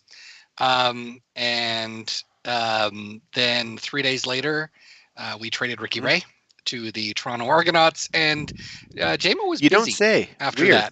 that. Yeah. And then within a few months, he was gone. So I didn't have that opportunity again. I've had it a second time, and this is the third time it's been offered. So while I'm very excited, I'm sort of tentative and not letting myself get too carried away, just because it's I don't want to get too wrapped up in it, and want to at least be somewhat professional about it. And then when I get home or go into the bathroom and giggle like a little schoolgirl or cry. Can you please? I think. Can we ask? You should ask Victor when the time comes if I can come with you only just to film it, just because I'll live stream it as you're going in, just to and give away all my secrets. No, I just really want you to. I really want to have a some type of documentation of you skipping into the archives, like I did to Disneyland when I finally got to go there. It was like, can't believe you're finally there. Like it's That's going to be called evidence afterwards. So you say, well, I mean, like all the stuff's missing. I'll cut out the stealing parts. It's fine. Don't worry about that. Yeah, it's good. Yeah. Sorry, borrowing. Right, liberating. Right. Oh. Yeah. Becoming part of a larger database. That's all it is. Just saying. Just saying. Well, I mean, again, he said he ships it all out somewhere anyway to storage. I mean, I can think of a pretty good storage space right here. So. Yeah, absolutely. Cataloged, documented, right? All the things that we need. All right. Well, let's chat with all the people, the good people who have stayed on for overtime. The great people, yes. I mean, we're closing in on almost 2 hours, so yeah, absolutely. Amazing. An hour and a half. Yeah, absolutely. So people obviously are really connecting with Victor and what he says and what he brings to this party. He had talked about you sort of find your people, and I think Derek Mapstone said something that we can certainly relate to, and that's if you're a gin drinker, you find other gin drinkers or try to help people enjoy gin. And I think I might get a little close with Derek. We've had a few maybe, really? So we're getting close. He didn't care for the gin Caesar. Oh, that's a shame. But that's not the right gin. Yeah, that's got to be not the right gin. That's what it has to be. Right, absolutely. And that's what I keep saying. Is like there are many different kinds of gin. You just have to find the right one. Yes. So, yeah. So yeah, that's absolutely going on. David Winchester was referring to when he talked about that sort of small town. I wish I can remember. I have to go back and watch the episode again. That the term for that small town kind of feel. David says that he always tells Edmonton. Of course, he's another transplant that came out here. That Edmonton is a big city with a small town feel. Right. Yeah, absolutely. And it is very community based, I found, versus going to somewhere like Calgary, which is very centralized. So it does have that sort of pockets of communities, which I really love. Chris Agar says the culture of people here, the diverse array of fans in the CFL is one of the reasons I love the CFL family, or is it hashtag CFL family, hashtag Mama Huey. No one really cares about your lifestyle, your income. That's true. Yeah. And as you said that, I saw the thing go by with hashtag Elks Mom Mondays. God, that's got to become a absolutely. thing. Like that'd be amazing. Like just Although I think I have a plan for the three of our moms. This is gonna be fun. Yeah. Oh, outstanding! I can't wait for. We should get our mums to read mean tweets. Wouldn't that be fun? Oh my gosh. I could You all I could mean only tweets? imagine my mum reading that. She'd be halfway through and she'd be like, "I'm not reading. This is not you. Are you okay? Like this is nice. Come here. I'm gonna give you a hug." That's My mom would have her. Yeah. Friends, she'd be like, "That's it, Claus. Who wrote this? Who wrote this? Come here. Yep, I will find Sorry, you. Get her shoe off. That's it." You're like, finally. How did we get Um, into an Eddie Murphy sketch? Anyway, okay, yeah. I don't know. A lot of people talking when you brought up the season ticket holders and being part of a club. Coach Vic says being a season ticket holder must have its perks no one else can have. He just loves Right. that, and I agree. It's one of those things that it's not just taking for granted. We have your money now. We'll come back and talk to you next year when it's time for renewal. Ken Ludwig says, as a longtime season ticket holder, I look forward to seeing what the organization does. Just absolutely. Celeste Fitzpatrick, the enthusiasm is contagious. I am once again excited to be a season ticket holder. And I think that, I think everyone is coming back to, this is getting me excited again, not just for the football on the field, but everything else surrounding the team and what it means to be an Elks fan. Yeah, Mm. absolutely. As we talk about the excitement there, because we focused on in the conversation with Victor, but we haven't actually talked, the three of us, about the helmet release and what we Right. thought. And Mike, you described it the best to me when we were talking about it in the chat. So tell me what your thought was when you saw that helmet.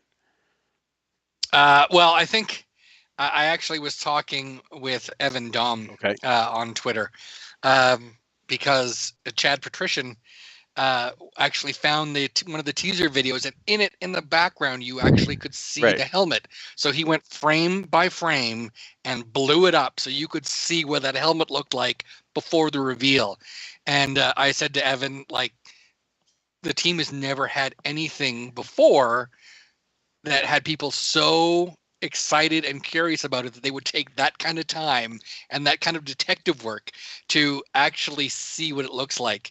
I love it just because it marries the classic the classic vintage sort of feel of the old helmets with that modern stylings, and it's produced something that never has existed before, but still feels like it's the team from Edmonton. Yeah, I 100% agree. Kayla, what did you think? That's dope. That says it way better than I could.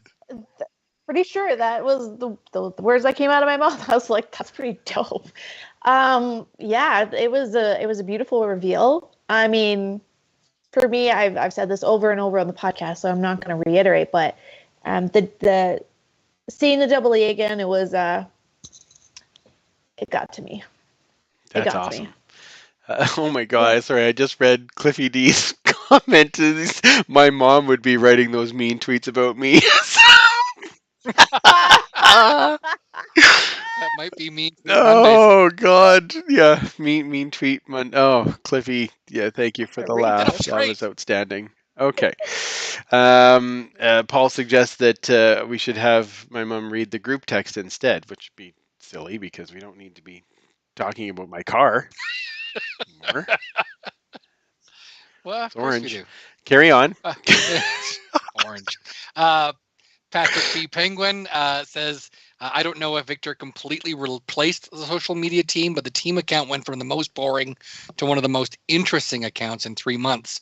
And I think what happened there is that he empowered everyone on the team, regardless of your role. It's not just the managers, it's every single person that is employed by the team to go out and make the job fun, make it so that you are engaged and active and everything else, and let their personalities come out. And wow, can you see those results? No kidding. Well, just the videos alone, like the hype videos for the helmet were unreal, but even the video True. when they introduced Victor, and the video when, like, Mhm. all of the all of the stuff they're putting out. There's ones that are powerful, like when they actually release. I agree with you, Kayla. When they released the video and Jed was doing, as soon as Jed started talking, I had to pause it because I'm like, oh, I'm not going to make it through this. this is going to be amazing, and And it it was. was, and I watched it, and then I went to Nicole and I said, okay, you have to watch this, and it started playing, and she's like, oh my god, this is amazing. I'm like, do you know who the voice is? And she's like, no, and I'm like, it's Jed, and she's like, oh my god, it is. And then there was just like that moment of both of us, like, they nailed it. They absolutely nailed it. And that's the stuff that we just like. I'm so happy to see that stuff again. And Well, bringing in both him and JMO. Oh yeah. JMO helping write it with Evan. Oh, so good. So good. And you could when I listened to it like the third time, I may have watched it like 40 times. But when I listened to it the third time, then it was like, okay, yes, it's Jed's voice, but I could absolutely hear JMO's writing from talking to him, Yeah, which was 100%. amazing. Yeah, so good.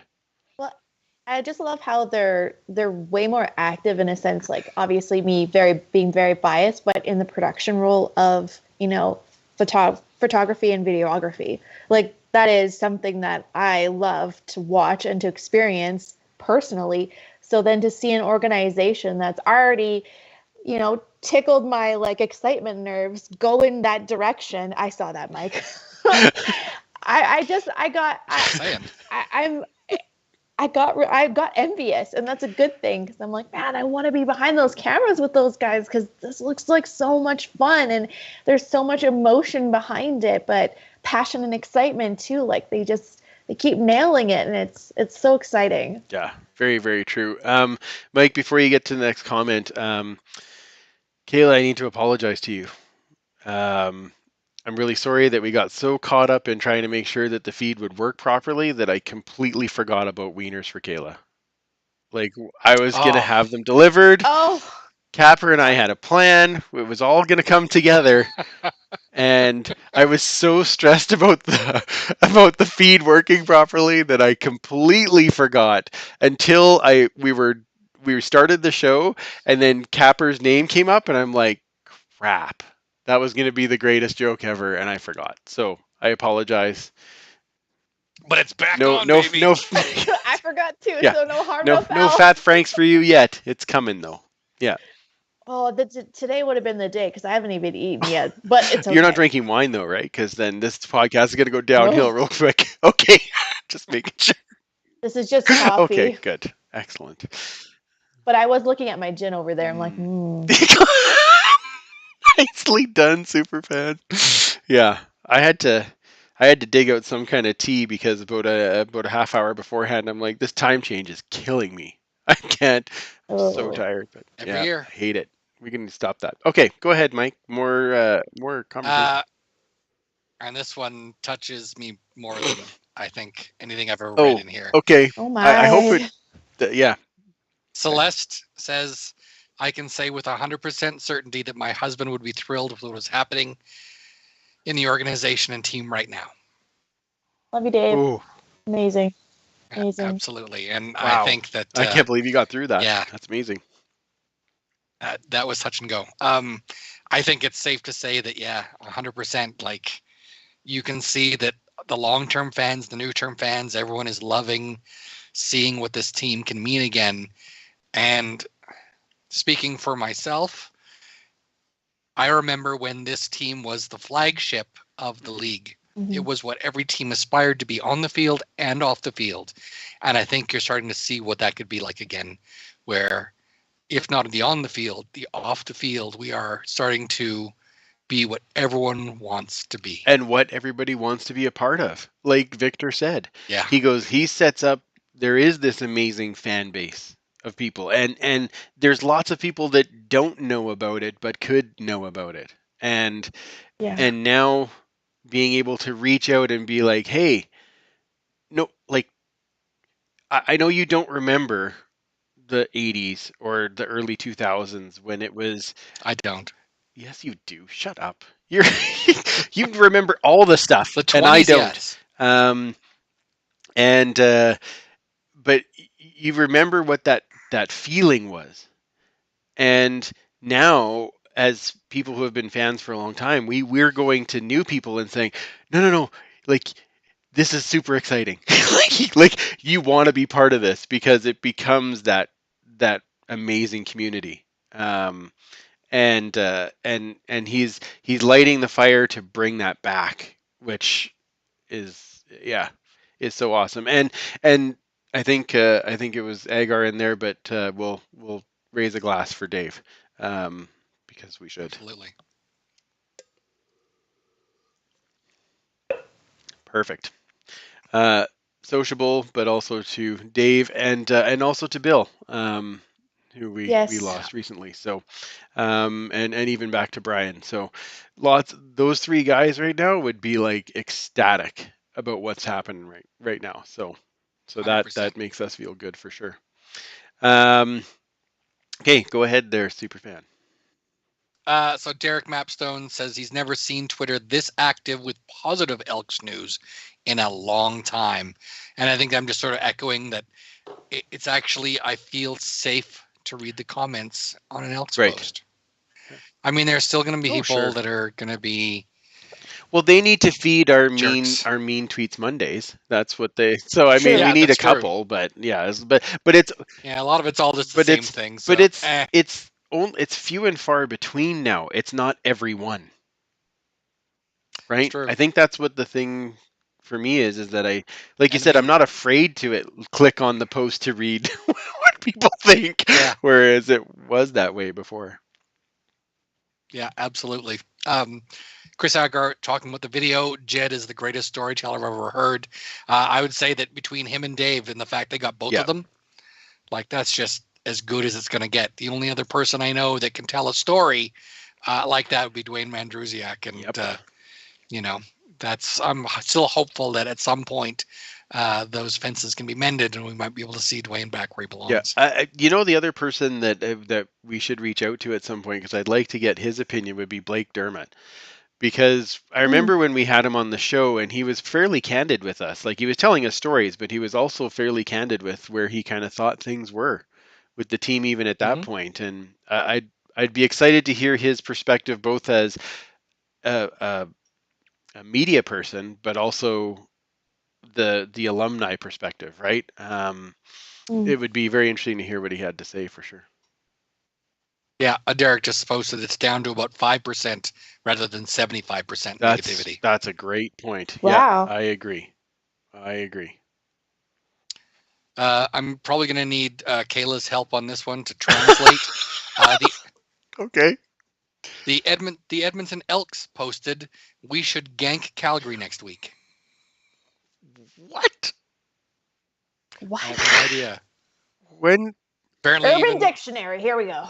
Oh my! Oh my goodness. We thought this show was After Dark before. Now. Thanks to the Edmonton Elks for watching and participating. Just to take or steal. We're good. It's clean. To take or steal. Okay. All right. Well, that works for me. That's not nearly as bad as I thought it was going to be. So that's a no. That's in the normal dictionary. That's actually a word. That's why. Okay, guys. Phew. I need to have a little moment here because I just got a notification on my YouTube and it says Edmonton Elks subscribe to your channel. Yeah. Really? Interesting. Yeah, I saw that. I missed your text though, Mike. I should have got the plug. Damn it. Oh well. We'll do it next time. We can get a hold of him. And the Elks Herd wants to do a tag team on ganking Calgary, okay. So I think we should all get in there and gank them. The Bronx, you mean? The Bronx, this? you mean? Is that the? We're going back to the. No, that's what we've decided to call them from now on. They're going to be called the Bronx. That's right, because it's more fun. But the Thomas. Let's do it. Hey, in 1911, they were the Calgary Rough Riders. Oh, weird. We've never heard that name before. Yeah.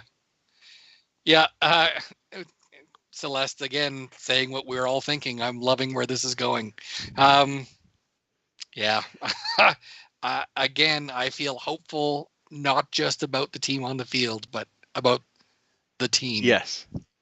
And the brand of the Edmonton Elks, and it's pretty damn exciting. Celeste was wondering if Fan Day will be brought back. I don't know. I mean, the way restrictions are being lifted, I think as long as we're not seeing the hospitals overwhelmed again, they might have some sort of version of that. Of course, they don't control the stadium. That is a city-run facility. However, Okay. I don't know if they're going to have Okay, a the Elks just responded and said, guys, ganking is a gaming term. Okay, Oh, there you go. fantastic. All right, well, see, we learned things. That's perfect. more you know. that's number 2. Do. The star just went across the screen. I saw it. Yeah, Exactly. I got to get Tyler. I need a star to go across the screen for every. Actually, we'll use that as the closeout after Horde and Tell. the star just shoots across the screen. It's perfect. I think people are going to start wearing armbands, according to comments, for no more Hanson or Flo Rida at shows. So we'll have a little armband for that. I resent Only west that. of us. I had We fun miss- at Flo Rida. We miss Chilliwack. Chilliwack. That's the one you pulled out? Well, 5440. Yeah, Could've gone I either way. like that one. Sure. Um, Yeah, Triumph. Kobe Godwin says, "Good old Yes. Kobe." Thank you for the $99 sale. About 20 seats were bought for my son and his friends from Chargers football to continue and enjoy the game as they move on from Bantam. The dads will have fun too.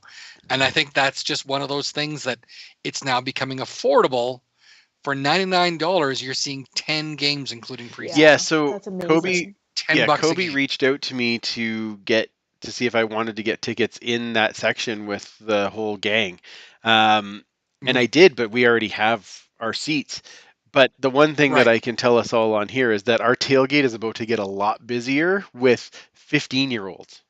So we'll need, That's the only problem with we're that. going to have a lot of food. They can pack away those. Yeah, the tacos good in a thing is bag, we I bet. won't have any Mhm. leftovers very often. So that's That's the exciting part. definitely That's the part that I'm excited about. Yeah. The human garbage Correct. disposal. Yes. I love it. Yeah. The Elks herd is suggesting hashtag Elks I love Mom it. Mondays. That would work Love too. that. Yeah. Elks Mom Mondays. That's great. Yeah. Although now I see in this, Yeah. as I look in the chat, I can see Tim Cap for hashtag Wieners for Kayla, which can we? It's another hashtag. I That's think going to will be come the on title of the next podcast, which is going to be outstanding. Yeah. at every Just ever podcast after. thereafter. That's right. Yes. Whatever gets You're delivered. correct. What's getting delivered? What's, to Caleb yeah, today. exactly. Yeah. Surprise! People are talking about who their favorite CFL Oh, players were nice. growing Okay. up. For Kobe Godwin, Sincar and Moon, and you knew you liked him. Yeah. Yeah. Sincar, That's why right? we're friends. Yeah. Exactly. Yeah. Mhm. Yeah, Ken Ludwig is talking George McGowan, Oh, nice. an absolutely stellar receiver. They actually talked about him 2 days ago Mhm. when it was 98 days till the home Yeah. opener, and he had 98 receptions back in 74, 73. Yeah, at first I Um, thought they were gonna do the countdown based on the number they wore. I like that they're changing it up. That it's this many Yeah. receptions Yeah. or this. 96 today was Right, 1996. and for I get to Darren learn I things. I love that. I thought that was very very cool. George McGowan, also my mother-in-law's favorite player ever because she said he was dreamy. His nickname was David Oh, is Cassidy because he looked like the guy from the Partridge Family. So, Come on, get happy. and then he had the mustache. He Ding, looked ding, like ding. Then he looked like Tom Selleck before there was Tom Yeah. Selleck. Chad Patrician says, "Remind me never to play poker against Mike. That face is too straight." Awesome. Everyone is also loving some of his candid answers as well. Victor's talking about that he loves country music and he's just getting cooler and cooler. Cosmic Rhubarb, or Yes. Leanne says, "I'm going to lose my mind with Victor if Trisha and Garth come again." Perfect. Yeah. So Mama Jedi does say that she's down for doing Elks call. Nice. So there we go. Perfect. Okay. So And Chris Agar just asked his mother if she's down for an elk car. She's perfect. in. Oh, I can't wait to Nice. splice this together. It's going to be amazing. Yeah. Oh, this is going to be It's gonna fantastic. be so fun. Yeah. Apparently, Ken doesn't consider McGowan weird. dreamy. Whatever. Okay. Well, Wait, Yes. let me be the verdict of this one. Mike starts pulling up a picture. Yeah. I got lots of pictures What? of McGowan. Let's see what we You have can lots of find. pictures? This is like brand new news. I know. I never knew that. Yeah, it's weird. Yeah. Oh, there's tons of good old Dreamy George, as I'm sure they would call Dreamy him. George. I'm gonna ask my mother-in-law if she'll do a mean tweet. I'm sure she will. She'd be, or an Elks Why call. wouldn't she? I'm sure she'd do it. Oh, I'll show her. She's like, mean tweet? No. All right. Yeah. Oh, you want me to? Right, Yeah, yeah. exactly. Andrew is no. I'm kidding. Whoa.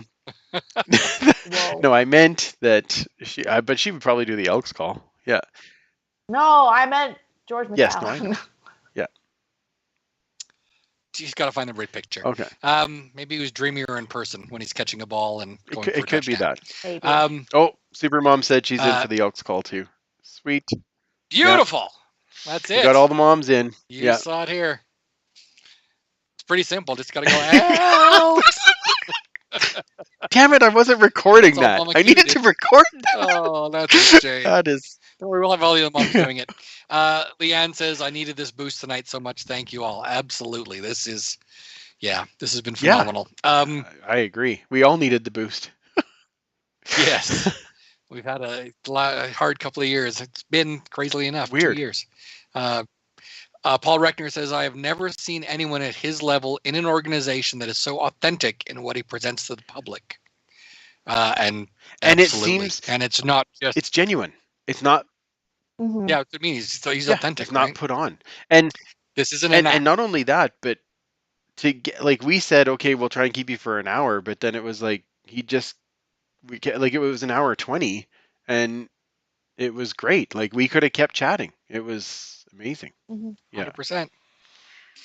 Dude, I should have Chris told him to Agar invite says- us to his office. I'll bring him cookies that we could all share and then talk there. That would be fun. There you Now go. we're talking. Cookies with Victor. All right. This should be a regular yearly thing, I think. Yeah. I think Hashtag so. cookies with Victor. Yeah. Chris Bigger works too.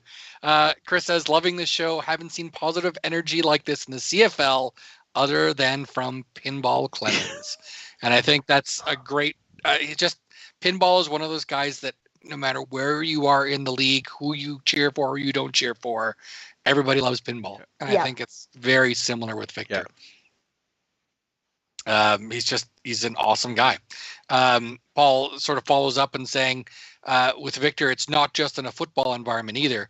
When you see CEOs that are charismatic, so often they come up as agenda driven or scripted.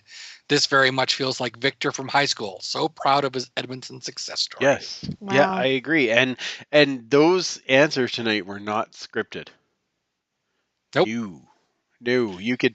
I mean, you can tell he's certainly said them Yeah. before, but there's some he had to think about, and it's just he comes from a great spot. So, it just comes from his heart and is what Yeah. he believes. I like Um, Leanne's hashtag there, cookies with QE. That's what I was gonna say. Yeah. I'm Oh, totally down with that. yeah. Yeah, that'll be that should be a tailgate tradition, I think. Yeah, probably for Janelle. Yeah. Leanne says, OMG, thank you for making the sidebar stop scrolling. I had to put a book up to stop the motion sickness. Sorry. We wanted to make sure that we had, you knew what was going on. So, Yeah. Tim Capper says, and I thought our interview with Gino Lewis was the topper of the night. Great job, guys. Victor is a model president CEO. wow. Gino Yeah. Lewis is pretty dope, though. Don't Oh, keep Yeah, yourself short. exactly. Yeah, absolutely. Just because Cliffy's mom sends him mean tweets doesn't mean that you had a bad show. I think your show would be amazing. I can't wait to listen to Gino Lewis. Exactly. And I'm going to listen to this one again and probably again absolutely. and probably again. Yeah. And again. Yeah. And again. On that, Winter Sun Hippie says, I think this show should be mandatory watching for all CFL executives. I appreciated so much his comments on. Whoop, I just lost everything there. Where did she go? I might be able to find it because I know I thought. Here we go. It was mandatory watching for all CFL execs. I appreciated so Yeah. much his comments on avoiding performative local outreach. Yeah. Right. I love that. Yeah, absolutely. So that should be great. Coach Vic says, I can confirm that Klingon reaction from Kayla. So glad she has changed.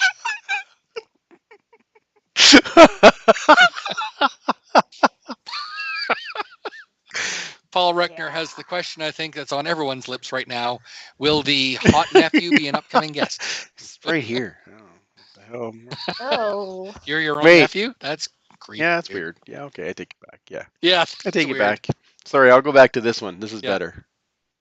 There Yeah, you it's go. better. Yeah. Yeah. I just need a cat A lot of spinning my. I wonder if I could do that now that I have it this headset. I wonder if I could actually do the. Like it's perfect, right? oh, this should be And fantastic. people are like, "Okay, turn off the stream already. You guys are you're losing it at this point." Yeah. Oh my. It's locked. Coach Vic says that Jed Roberts' narrative on the helmet intro video was outstanding. I watched it 3 times in a row, and each time was emotionally different. And he's just repeated that Victor is right. They are selling an emotional purchase, not a logical purchase. And that's it. Like, you're buying an experience, and it's got to be an experience, and it's got to be worth it. Right? Yeah, I loved that answer. When he said that, I remember one of my friends had posted on his Facebook of people sitting in a stadium with like a meter full of snow and freezing cold watching football. It's like only crazy people watch or do this. And I'm like, it's true. I'm one of them.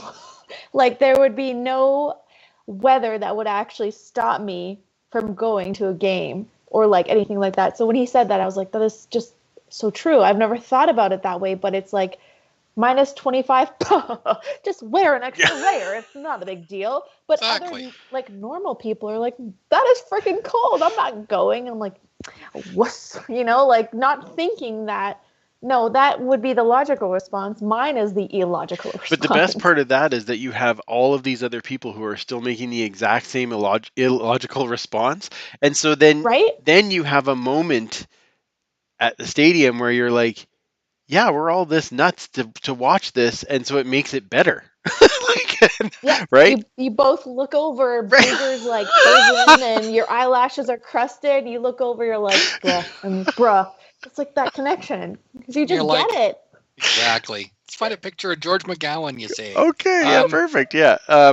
Actually, as he said that, I was thinking about this just because. I totally felt it. Like Greta Van Fleet is on tour right now. They're coming, and I've heard. And I saw they were coming to Edmonton, and I'm like, oh, I think I need to go to that. But then, again, not a logical idea. But I know Tyler's a big fan, so I reach out to Tyler. Tyler, do you want to see Greta Van Fleet? I'd love to. I'm like, how about I fly out and we go to the concert in Vancouver? Yeah, we should do that. Okay. And that night it was done. And I afterwards I thought, I didn't really take a lot of time to think about that, but the emotional connection of going with another person that enjoys that, that we enjoy each other, and the whole experience is going to be absolutely worth it, right? So I love to see that we're getting to that with the team, where they're finding ways that you do have that emotional connection, and that's what brings you back. 100%. Yeah. It's That like is going to definitely- Comic-Con too, right? It's like you're nerddom. Although that's why I go alone. So apply within because I have no nerdy friends. So apply within. You know what? But- I will go, and Logan will go because they're big in it. And another totally kind of a logical decision. Logan's going to their first concert with me in a few weeks.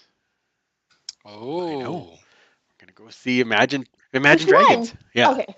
Oh, Yeah. nice. They're so good. I live. know. I saw them at Grey Cup. You were right? there at the 2014 Yeah, Grey Cup, exactly. yeah. So, but yeah, That's so it's good. but we're all in on Comic-Con. We got to go together, Kayla. Way better than Bieber. Yes. So Ken Ludwig also asking the question on everyone's lips: how do we keep Victor here in perpetuity? He can never leave. Chris Agar does suggest that he has cargo tie-downs.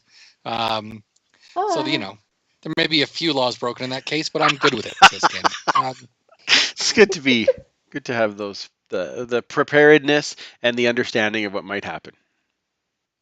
Yeah. Coach Vic says, and I think this is a great point, better come early to tailgate. Absolutely, because the food's going to Damn go it. down. We're just going to tell you it's 4 hours before it starts. That's right. All right. It's all good. Yeah. Yeah. So I think we are getting up to the end of the catching up to everything there. Chris Agar does say, I love Victor's response to the Grey Cup rapid fire question. He does expect to win one here for sure.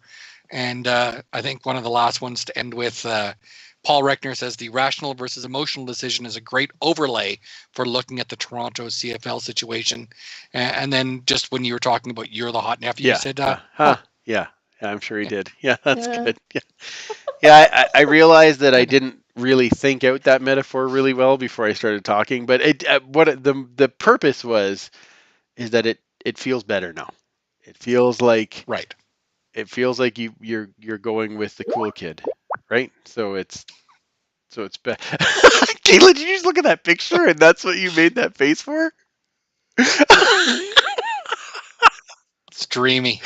Oh my goodness, that's hilarious. Okay, it's better than the one I found. We'll put it that way. Okay. That was not bad. He's got a dimple. Aw. Do you see the one of Marco? Come on now, that flow. No. That flow will do it. Good Lord, man. Paul does say, without having been able to establish the emotional side strong enough, they face 2-hour, 3-train commutes in addition to all the other aspects of weather and cost, etc. Yes. For talking about the Toronto side of things. Yeah, that's very, very true. Yeah. Oh my goodness. Well, this was awesome. The show was really fun to record, and thank you to everyone that tuned in and was part of the comments and was able to experience this with us live. We really appreciate that, and being able to watch Mike, squeal like a girl on the inside at the thought of going to the archives. I think we all had our moments in that podcast where you had the moment of, okay, I got to hold it together to ask this question. And I feel when you have that, it was a good show. And so thank you to everyone for being part of it. And again, thank you, Mike, for making sure that we actually sounded okay. Yeah. I'm glad it was an interesting Saturday. You don't say. Yeah, that's for you. I don't know if you caught it, but it's probably the one time that's probably the most frustrated you've seen me go, because I was getting a little beyond there. So I'm glad that we figured it out. Oh, yeah, I hear you. Yeah. So, needless to say, we will be back in a couple of weeks. We'll be back with hopefully an alumni guest. It's in the works. I just need to get it. I just need to get the confirmation. If I can get the confirmation, then we can. We'll have an alumni one way or the other. It may be one that's been on before, but I'm trying to get one that hasn't been on before, and we'll. Those are always fun though. It's more relaxed. Oh, yeah. Well, and like I said, I think a lot of these alumni, it'd be great to know how they feel about what's going on now, right? Because they've experienced the good and then maybe the not so good and now the good, right? So that's exciting. And I'm just going to end here. Chris says one of the best shows tonight. All have a great night. So thank you for joining us. Thank you for being a part of it. Make sure you do join us in a couple of weeks. And so for Commissioner Kayla and Superfan Mike, I'm Andrew. Once again, remember, you can't catch footballs with your face, and we will absolutely talk to you in 2 weeks. Don't go anywhere. It's over tonight.